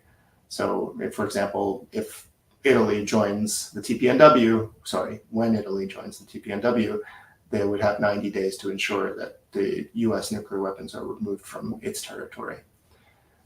And then the safeguards. The requirement for national implementation. This is elaboration of the victim assistance and environmental remediation provisions, and the requirements for states that are not affected to help the affected states with the user responsibility. Those states that have tested or used having a special responsibility to assist. meetings of states parties, I guess this would be a good time to talk a little bit about the meeting we just had, which was, again, the second meeting of states parties. The first one was in Austria, in Vienna last year in June 2022. And the second one was here in New York with Mexico as the president last week. And in basically every way, it built upon the first meeting of states parties. At the first meeting of states parties, the states, at the time there were 60, well, technically 60 states parties at that time. Some had ratified, but it was their ratifications were in the process, the 3-month process of taking legal effect. At the first meeting of states parties, they adopted a very powerful declaration that condemned any and all nuclear threats, which actually we saw a direct line to an effect on the Kremlin's nuclear threats, despite the fact that, you know, none of the NATO states or many of the EU or G20 states were in the agreement yet. There was still a direct line to an effect that the TPNW had from that declaration. But also last year in Vienna, the states parties adopted a 50-point action plan, a very comprehensive roadmap, if you will, of how to implement the treaty. And the 50-point action plan created and set out basically among other different work streams under the treaty. And it led us to an intersessional process over the last year where we set up different working groups. So there was an Article 4 working group that was led by New Zealand and Mexico that dealt with Article 4 or the verification provisions of the treaty. There was an Article 12 working group. That's the one that deals with universality. So, and it was led by Malaysia and South Africa, and where we basically worked on bringing more states into the treaty and spreading the norms of the treaty. And there was a working group on Article 6 and 7. That's the victim assistance and environmental remediation provisions. And actually, I have a slide on, I think, on this somewhere. Good luck finding it. Well, okay, this is what I'm talking about. But yes, led by Kazakhstan and Kiribati, 2 states that have been affected by nuclear weapons testing, led the Article 6 and 7 working groups. And then we also appointed facilitators, one on complementarity of the TPNW with other treaty architecture, like the NPT or the CTBT, and that was led by Ireland and Thailand, as well as a focal point on gender, which was led by Chile. And all of this led us to this second meeting of states parties. This was the work that was undertaken. So at the second meeting of states parties, sorry, this is back in the, at the second meeting of states parties, we, which just happened, we also adopted, states also adopted a declaration. It's called Our Commitment to Upholding the Prohibition of Nuclear Weapons and Averting Their Catastrophic Consequences. And it's also quite powerful, and it goes directly on deterrence, really. It's all about, a lot of it's about, you know, taking on the security arrangements that I think make the world much more dangerous by embracing a fiction that they're actually making the world safer. And then it took decisions last week. We took decisions to renew those work streams that I was talking about. So we have, again, some of the working group co-chairs changed, but we still have these working groups on universalization, one on victim assistance and environmental remediation, one on Article 4, destruction and verification, the co-facilitators on complementarity of the TPNW with related instruments, and the facilitator on gender, which is now Mexico. There's a new not working group, we're calling it a coordinator, basically to that it's a new work stream that's initiated to challenge the security paradigm that is based on nuclear deterrence. So we'll see, I think, in this next intercessional period, even more work being done to take on the arguments from those who would say that nuclear weapons keep them safe. And I think this is going to be a really important stage for the treaty to address this work politically and in terms of security-based arguments. And that work is being led by Austria. The third meeting of states parties was also just set and it will be in March of 2025, also in New York, but with Kazakhstan as the president. And, we had, last week, we had 95 states participating in the meeting. That included 35 states that were observers. There were 122 NGOs participating with around 700 individuals from civil society who were there. Even the opponents of the treaty would readily agree that this is one of the most progressive and inclusive treaty structures in terms of who gets to speak, who gets to participate, the centering of affected peoples, having testimony in every work stream from survivors of nuclear weapons use and testing. There were 65 events that were held, mostly coordinated by us on the sidelines of the governmental meetings. And the treaty membership is growing. So the TPNW, let me just skip out of the legal slides here to just give you the overview of, because then some of this now gets a little maybe less exciting in the legal stuff now that we're at the back of the treaty. Oh, this is a good slide. But okay, let me just talk about where we are. So yes, the TPNW was negotiated throughout 2017, adopted on July 7th, 2017, which was the most exciting day of my life, I might add. It opened for signature in September 2017. Then we won the Nobel Peace Prize in December 2017. And for that, by the way, we won the prize for our work to draw attention to the humanitarian consequences of any use of nuclear weapons and for our work to advance the TPNW. The 50th country deposited its ratification in October 2020. And by the TPNW's terms, that meant that it entered into force 3 months later. So it entered into force on January 22nd, 2021. And I guess as long as I'm speaking with people who maybe are mostly in Latin American countries, if not Brazil specifically, it's worth noting, yes, that Honduras was that 50th country, but also that in June 2022, just before the first meeting of states parties, Guatemala deposited its ratification, making Central America the first sub-region to fully join the TPNW. So we're actually quite close in Latin America generally to having full membership. We're missing some big ones like Brazil, but Brazil has signed, and like Argentina, which has not signed. But in general, we're otherwise have almost full membership from the region.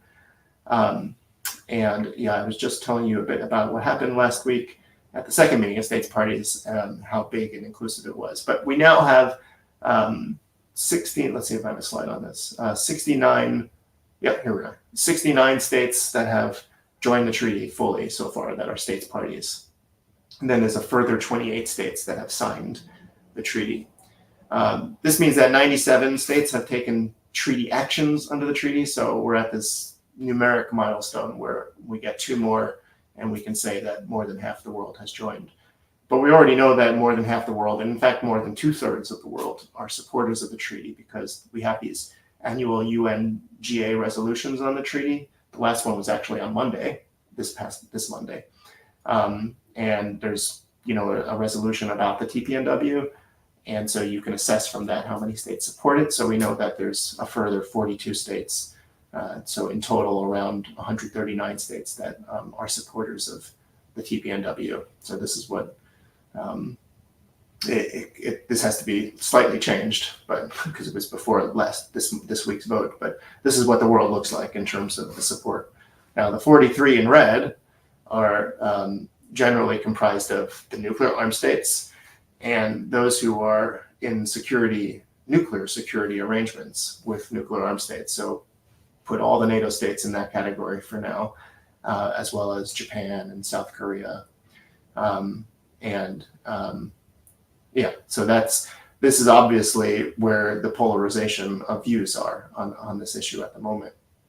But as we see, actually the most supportive region is in Africa, although Latin America is also generally universalized apart from a couple of standalones. But this is really about support, not joining. So Africa has universal support, but given that universal support is a little slower to actually join. These numbers are outdated a bit because now it's actually 15 states parties. So never mind this graph entirely, but just know that they are slower to come along, but are generally supportive. And the least supportive region is Europe because of the NATO states that are present there. I can get into some of this. Well, I mean, I don't know where we are on time, Laura. I could certainly go on way too long, especially after a week like last week, where we have a lot to say. I could say just in short that if you're interested in this work, certainly you can follow ICANN, basically #nuclearban. There's a lot of work that you can do, whether or not you're in a country that has joined the treaty or that hasn't, or that doesn't even support it.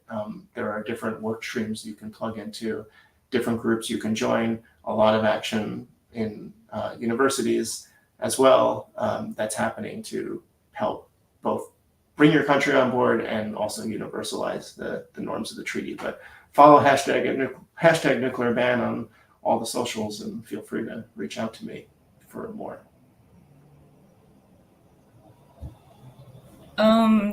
So you've all done? I could go back. I wasn't sure how much time I was taking. Yeah, honestly, I was not sure. But if you want to do just a wrap up, right now we're going to open for questions in our YouTube transmission. But while our spectators think of questions, I think maybe you can do a wrap up if you wish. That would be great. Yeah, well, I mean, let me pull up. I think from a legal perspective, I think we're in a place where nuclear weapons have always been generally illegal, and that's one thing you can say. And nuclear weapons have also been immoral. Is another thing you can say. But with the TPNW, I think we have a mechanism for finally bringing about a treaty-based prohibition of nuclear weapons that can also activate and bring about total elimination of nuclear weapons. And also close any ambiguities that somebody might argue around when they talk about the illegality of use or threat of use or possession or the circumstances on which they continue to maintain these weapons. But of course, these things are a long-term process, and I think that as you might have criticism or questions about the TPNW, one thing to say is, and a lot of those are arguments that are put forward, I think, and echoed by the nuclear possessor states. So I think one thing is to be careful about where those arguments are coming from. And another is to say that, when they say that they won't join the treaty, to recognize that we're in the early days of it. And even some of these much more universalized treaties took a long time to build their norms.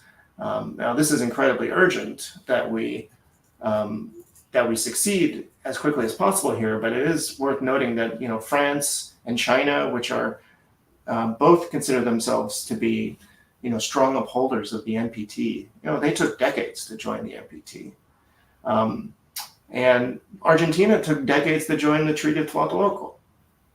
So I think just that's worth just maybe as a closing to reflect on the fact that we shouldn't be too dismissive of, or we shouldn't buy into some of the arguments from people saying like, oh, well, how can you do this if the states that possess the weapons aren't on board?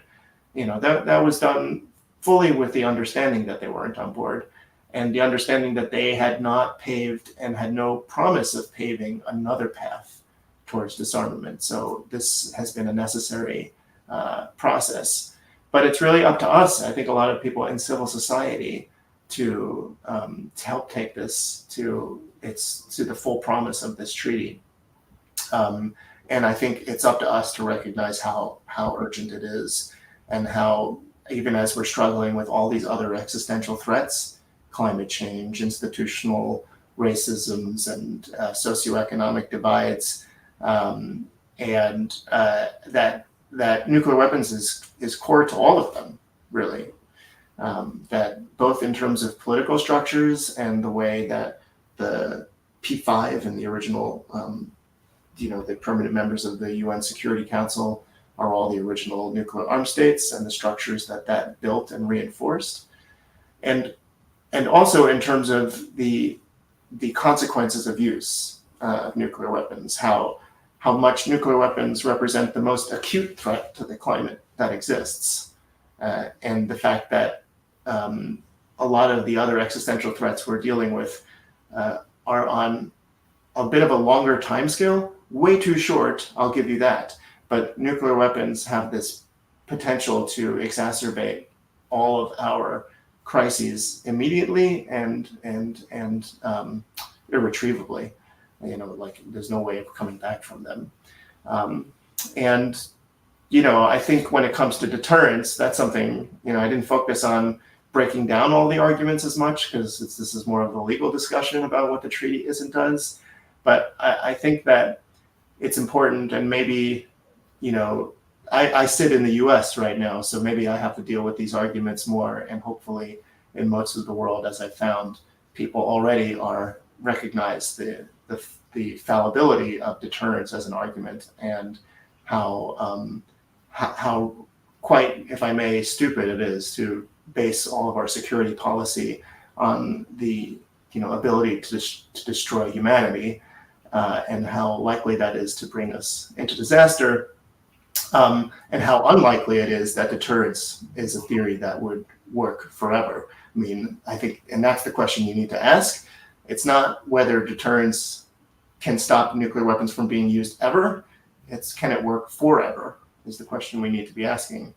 And so maybe on that, I could just quote the governor of Hiroshima Prefecture, who said that nuclear deterrence is as a man-made fiction that will lose its power if everybody stops believing in it.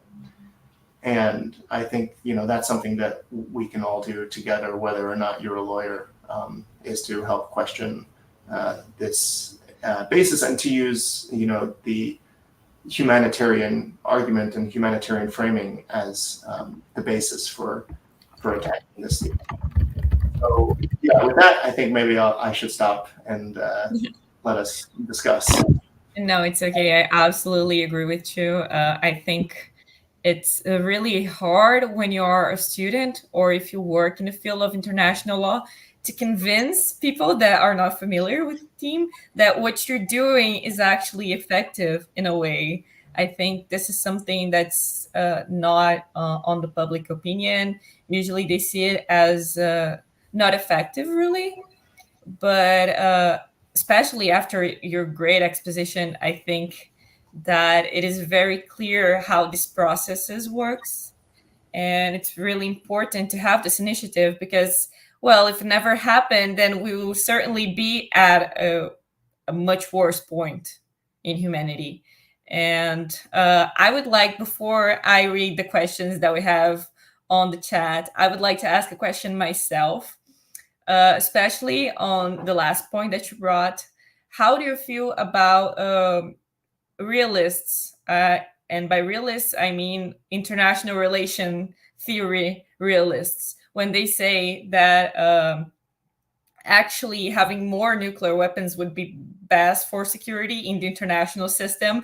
I myself think this is wrong in a lot of ways, but I want to hear from you. How would you answer to that affirmation? Thank you. Thank you for asking. I mean, that's, I think the entire movement is about reframing the question of realism in the first place. Sometimes it's unfortunate that people get to co-opt or take control of language because realism sounds so right, and just as a word, right? They're the realists. And I encourage you to Google, or maybe I could put in the chat too, this booklet that we put together called Let's Be Realists. That is part of this humanitarian reframing of how realism should apply to nuclear weapons. And that requires us to, I think, understand that that deterrence is a theory, and that the consequences of nuclear weapons are real, and that they cannot prove that deterrence kept us safe. And in fact, you can make many arguments, I think, that are very compelling that prove the opposite. But in fact, everyone is asking us to evaluate something that cannot be, it's impossible to scientifically answer a question posed in the negative. Does a policy prevent attack? There's no scientific way to measure the absence of phenomena. And here I'm citing this scholar who has written very powerfully about this. His name is Schulf Egland. And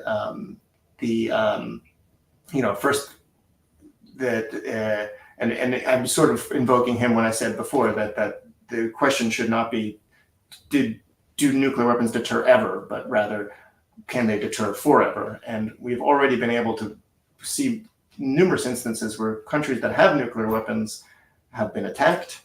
And I think that, when it comes to the realist framing, I think the only thing that we should be understanding is that is looking at those, first of all, looking at those strategists who advanced realism in policy. And because when they retire, they all come out and say that it's bogus, that it's untrue. Like if you look at, McNamara, for example, Robert McNamara in the US, who was central to the Cuban Missile Crisis. And then, in his later years would readily say that, in fact, it was merely luck that kept us from that crisis. It was not this story that, that the U.S. has been telling in the decades since, that there was that deterrence was the reason that we got out of it. It was diplomacy and luck. But I think that our point is that if you accept that, and I think even realists would have to accept that it can't work forever, that we've had hundreds of near misses that when you look at them, you see we averted that were very likely disasters based on miscalculation or accident, that it's statistically very likely that this that we would end up using nuclear weapons soon, and when we do, those effects are known. Those effects are not a theory, and so I think that when you put the question that way and you put it in terms of not state security but human security, you lead to what we would call realism in this circumstance. And I think that's what we've done with the many countries that are on board so far on this treaty process. But of course, we still have more work to do with those people who just have drunken this Kool-Aid, as you will, or who have basically come to believe no matter what that nuclear weapons are protecting them. Thank you so much. Now, Gustavo, our other panelist, wants to ask a question as well. So, Gustavo, fique à vontade.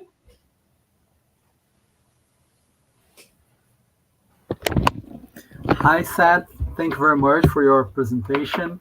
And I would like to pose a question regarding the cities appeals, the ICANN cities appeals. We are here in a dialogue between international law and international relations, and we've seen an increasing role for the cities as the role of para-diplomacy in the international relations, even if they are not subject in international law.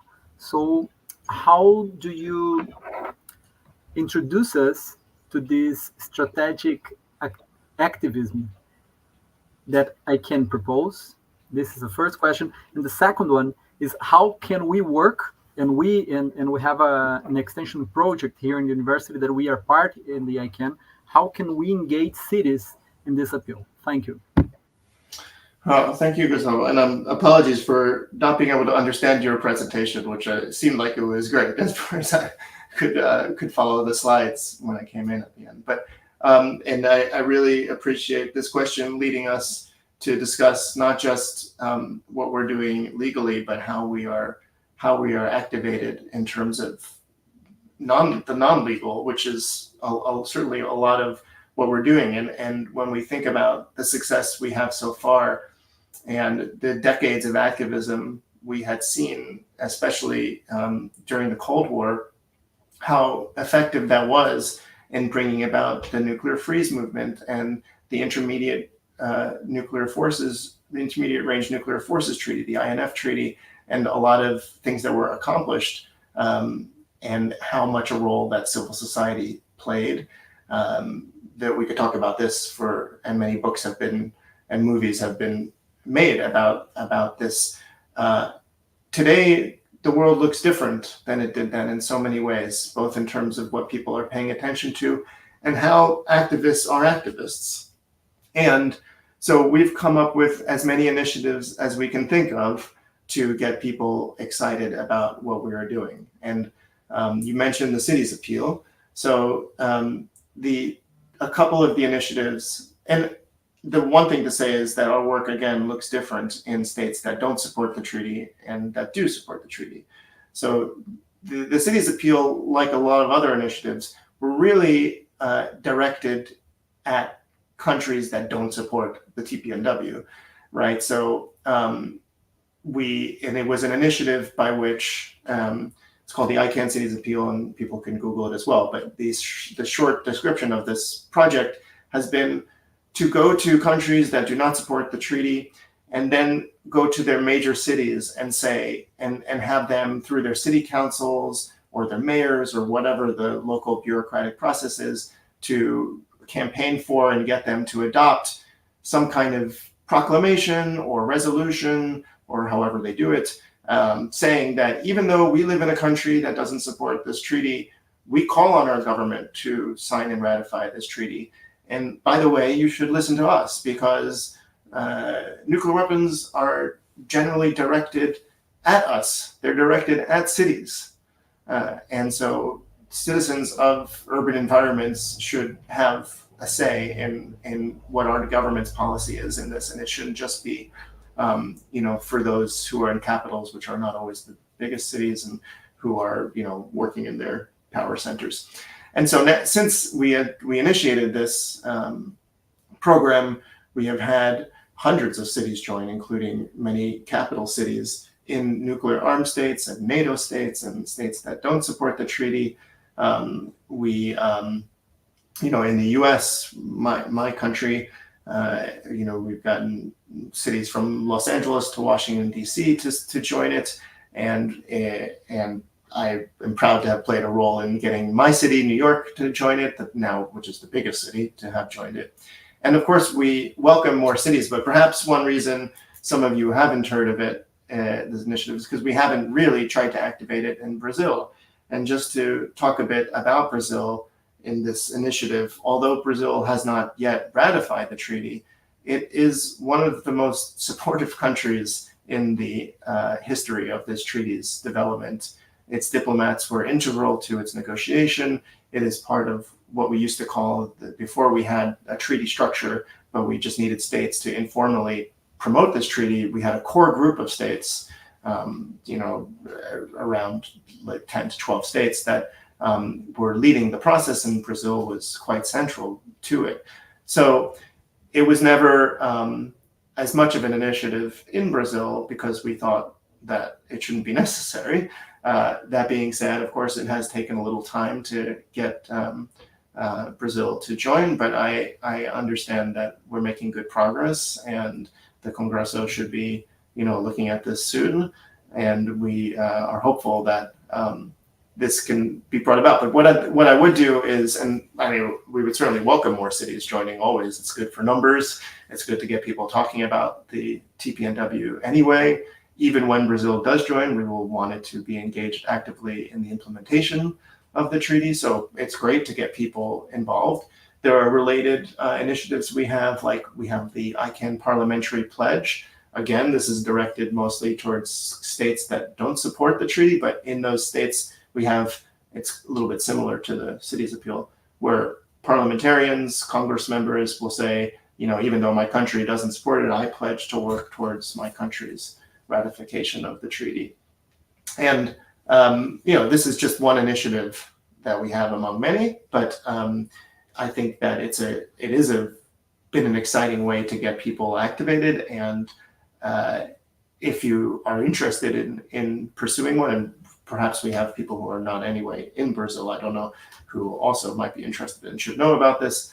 At first I would direct you to our website, and also you can email me and we can take forward both connecting you with the other activists we know in Brazil, and the 2 partner organizations we have in Brazil, and the work that they're doing. And maybe it's a good idea. I don't mean to say that we shouldn't pursue it in Brazil, although we do hope that it won't actually be necessary to get Brazil to ratify it, because we hope that Brazil will be doing this soon anyway.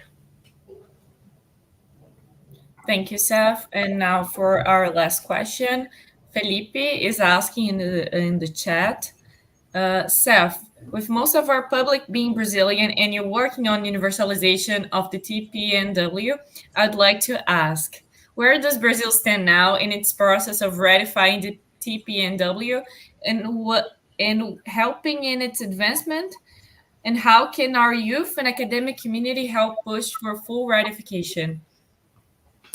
Yeah, thank you for that, Felipe. I mean, that's a related question, I think, to Professor Gustavo's question too, because I think that we're in a moment right now where we do think that this is being now considered more seriously, the ratification process by the Congresso, and I can get into some specifics, but I think some of it is worth perhaps chatting elsewhere about and connecting you with our partners that are working on this in Brazil. But the second part of the question, which was about helping in its implementation, I think is easier to answer, because one thing to compliment the Brazilian government about is how much Brazil has been trying to help implement this treaty even before it fully joins, including observing both meetings, the first meeting of states parties in Vienna and last week's meeting in New York, and actively participating in the consultations that states do that help bring about the declaration and help bring about the decisions that were adopted last week. Brazil has been really active, even though merely as a signatory, so it doesn't have a vote. So it's technically an observer. Their diplomats still come. They are clearly supportive and clearly engaged in making the treaty a success, with a clear vision towards how it will affect them once they join. And I think, again, I think that hopefully it will be a straightforward process once it does get to Congress. But I think to the extent that there are opposing views, that's the time to really engage and activate and help speak to the constituents of whoever might oppose it, and help them understand the value of this treaty, help them understand that for a country like Brazil, we're actually not taking on any new obligations. That's, I think, one misconception, that people may have when they just encounter this treaty for the first time at a very high level, where they were like, well, why would we commit to not having nuclear weapons? And then so the first thing you can say is, we already committed in 2 different places to not having nuclear weapons. That's not what this is about for us. We're parties to the NPT, where we've committed not to have nuclear weapons. We're parties to the Treaty of Tlatelolco, where we've agreed not to have nuclear weapons. And we are, fervent supporters of this as a norm in our region.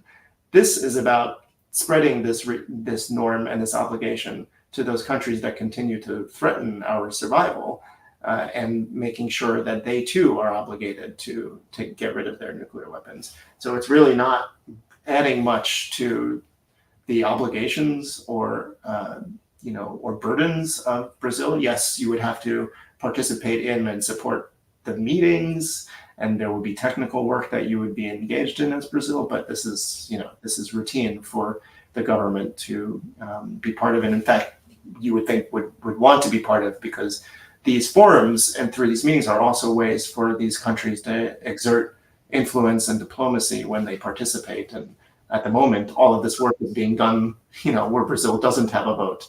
So it stands that they should, want to be involved. But this is something that, again, when we get to this stage, we are very hopeful that this is going to happen quite soon. And we think it will be very impactful when Brazil joins, as, of course, one of the largest and most influential states, especially in the region, that this will be in a new phase. I should say that, I've spoken a lot about the states that haven't joined the treaty, these big nuclear armed states, but it's worth noting that a lot of the states that have joined the treaty, or at least that support the treaty, are also some of the biggest states in the world. We have 5 of 10, let's say, in terms of population, 5 of the 10 biggest states in the world are either NATO states or nuclear armed states that have not joined the treaty. But the other 5 are TPNW supporters. That includes Brazil, and it includes Indonesia, which just 2 weeks ago finished. It's also a very long process. I think too long for me. We're very eager to see countries finish these processes, but not unlike Brazil, it's taken a long time despite being a big supporter. And they only finished their ratification in Parliament 2 weeks ago. We're still waiting for the final steps to get their instrument finalized and bring it to New York, where it would have to be deposited. But anyway, they're about to join soon. They are, I believe, the 4th largest country in the world by population. They will be the biggest country to join the treaty once they finish. So it's just by way of saying these processes can move slowly. We understand, but we hope and we welcome your participation in making sure that one of the biggest countries in the world does finish its process as soon as possible. Yeah, thank you. I honestly don't understand why it's taking so much time for Brazil. I completely agree with you. I think, especially considering the Brazilian position in international scenario concerning armed conflicts and disarmament, it's not common for Brazil to resist so much. And that's what causes me so much confusion, honestly. But I guess we'll see, and hopefully this will be soon, as you said. I mean, one thing, if I can just add to that really quickly, is just to say that President Lula himself has, and to add to what you're saying, I mean, maybe he hasn't had enough time now, but he has been personally very supportive of the treaty. He has said, I believe, in Hiroshima, most recently, made a very public statement about that the treaty is a priority, I think is what he said, for his government, and that he said what I said, which is that the Congress is examining the treaty for ratification now. That was some months ago. So we hope that he indeed make good on his commitment, but he is very clear in government support for it. And so I have to refer to people like you who may know the politics a little better. I don't want to speak too much about my perception. Actually, Gustavo is offering to explain, but please, yeah. yeah, as I imagine, our president, of course, is very supportive of that. But if you look at our Congress, we have a very different scenario, which is what I think Gustavo is about to explain. If you want to do it in Portuguese or English, feel free to do any way whatsoever. Thank you, Gustavo. Thank you. Just to follow with Seth.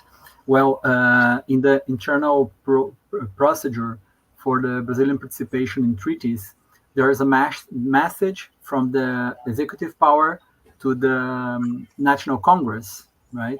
And it is the message 516 from the year 2018. And in the first step in our Congress, the Deputies Chamber should approve in the Commission of External Relations and National Defense to this message become a project of legislative decree. So it would be in Portuguese. Então, o executivo envia ao legislativo uma mensagem, né, a modo com que Itamaraty encaminha os tratados assinados pelo governo ao Congresso Nacional. O primeiro passo, e é nesse ainda que está parado, veja, desde 2018, são 5 anos parado aí, para que a Comissão de Relações Exteriores e Defesa Nacional aprove para ele se converter num projeto de decreto legislativo. Eu vou compartilhar no chat aqui interno, onde ele está no Congresso. Se vocês puderem passar para o YouTube, eu agradeço. So it's... Tu fechou o microfone, Gustavo. So it's still in the first stage in the National Congress, because it has to be approved in the National Chamber, then in the senators, and in different commissions, and it's still to be put on discussion in the first one. Probably, it seems we would have a public hearing, yeah, but the resistance is kind of symbolic from this opposition from the armamentist groups. This is the national approach, Professor Seth. Thank you. From opposition from which groups did you say? The armamentists, the armamentism. Yeah. Okay. Yeah. Right. Yeah. No. This is consistent with what I understood, but I didn't want to say it because I won't have you know it better, of course. And but I did hear or do understand that we are moving towards that public hearing, and that there would be, as you say, a public hearing, and that it should be, it's underway, and that it's being planned. But I don't have a date specifically to say, and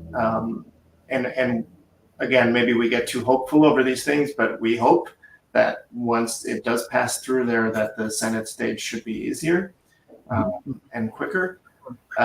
And that in any case, and keeping in mind that it takes 3 months for the treaty to actually come into force after the ratification is deposited. But one major goal is that Brazil is a party by the third meeting of states parties, which gives you some cushion. There's time, but I don't think we want to wait too long. And especially while we have such strong support in the government, I think it's imperative that we finish this up now, because as we know, governments change, and that could be bad for people who support this treaty. So I think we have these very compelling arguments, no matter what political side you are on, that basically should be convincing to anyone, and even those who may have different views on the wisdom of pursuing disarmament, could still be, I think, convinced that in this case it's a good idea for Brazil to pursue this. And so I hope that to the extent that anybody listening or you yourself, Professor, have engagement on this issue, we welcome the opportunity to help support you in making the arguments, and to help finish this up. But I hope that at this point we're just talking about procedural challenges, and that those who may oppose, even if they're very loud about it, will be overwhelmed by the support for finishing this up. And it's very symbolic, because the Ministry of Foreign Affairs expressly says that there is no new obligation for Brazil. We also have a bilateral agreement with Argentina. So we have an NTP, the bilateral, and the regional agreements. So there's no new obligation for Brazil. So this is a symbolic pledge they are using for that. Yep, I agree with that. I should have said, three obligations not to engage in the activities that are prohibited by the TPNW. Seth, if you don't mind, and if you still have time, we have one last question. Can I read the question to you? Yeah, of course. So Julio from the clinic asks, do parliamentarians play a role in the ratification of the treaty? And does ICANN conduct capacity building and or lobbying with national parliaments for the universalization of the TPNW? I think this is an excellent question for the context of where we are at right now. So please. Yes, I think that is what we're talking about now in this prior discussion around, in Brazil, what Congress would have to do. And in most countries, of course, this depends on the country. So just to speak broadly, there are some countries for whom the domestic process is such that there is no parliamentary procedure to ratify. There are some countries where there's a parliamentary procedure even to sign the treaty. But there are some countries, especially, like some kingdoms or autocracies, where it's just a decision of one person. There are some countries that have smaller, that are more democratic, but have smaller processes, because this may be okay to just take through the cabinet procedure, because let's say that's what their domestic laws say, is that if there's no new obligations to them. So you have countries, that many for whom, as is with Brazil, there's no requirement,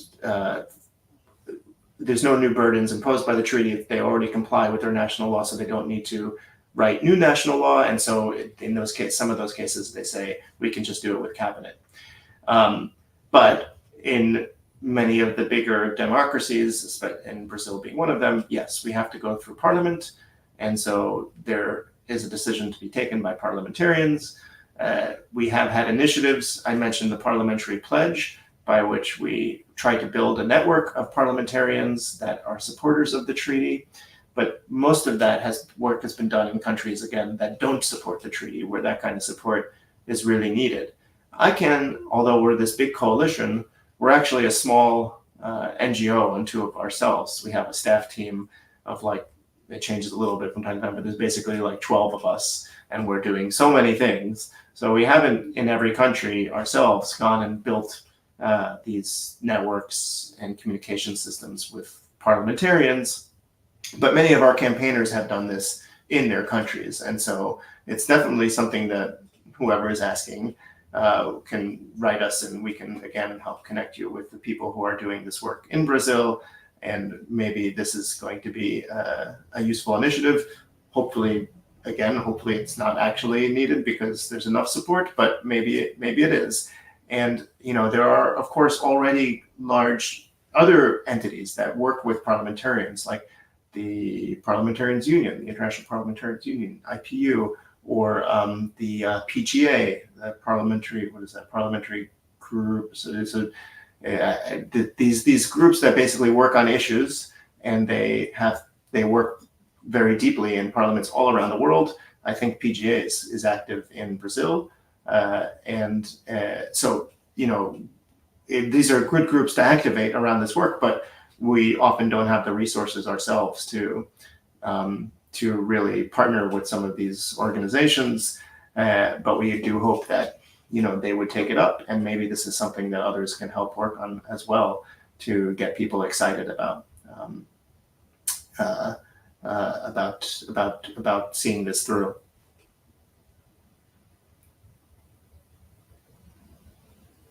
Yeah, actually, the person who asked is Julio, and he works for the IPU, so he works very closely with parliaments, and I think that's also a great channel, potential channel for it to work, because Julio works with international humanitarian law and international human rights law.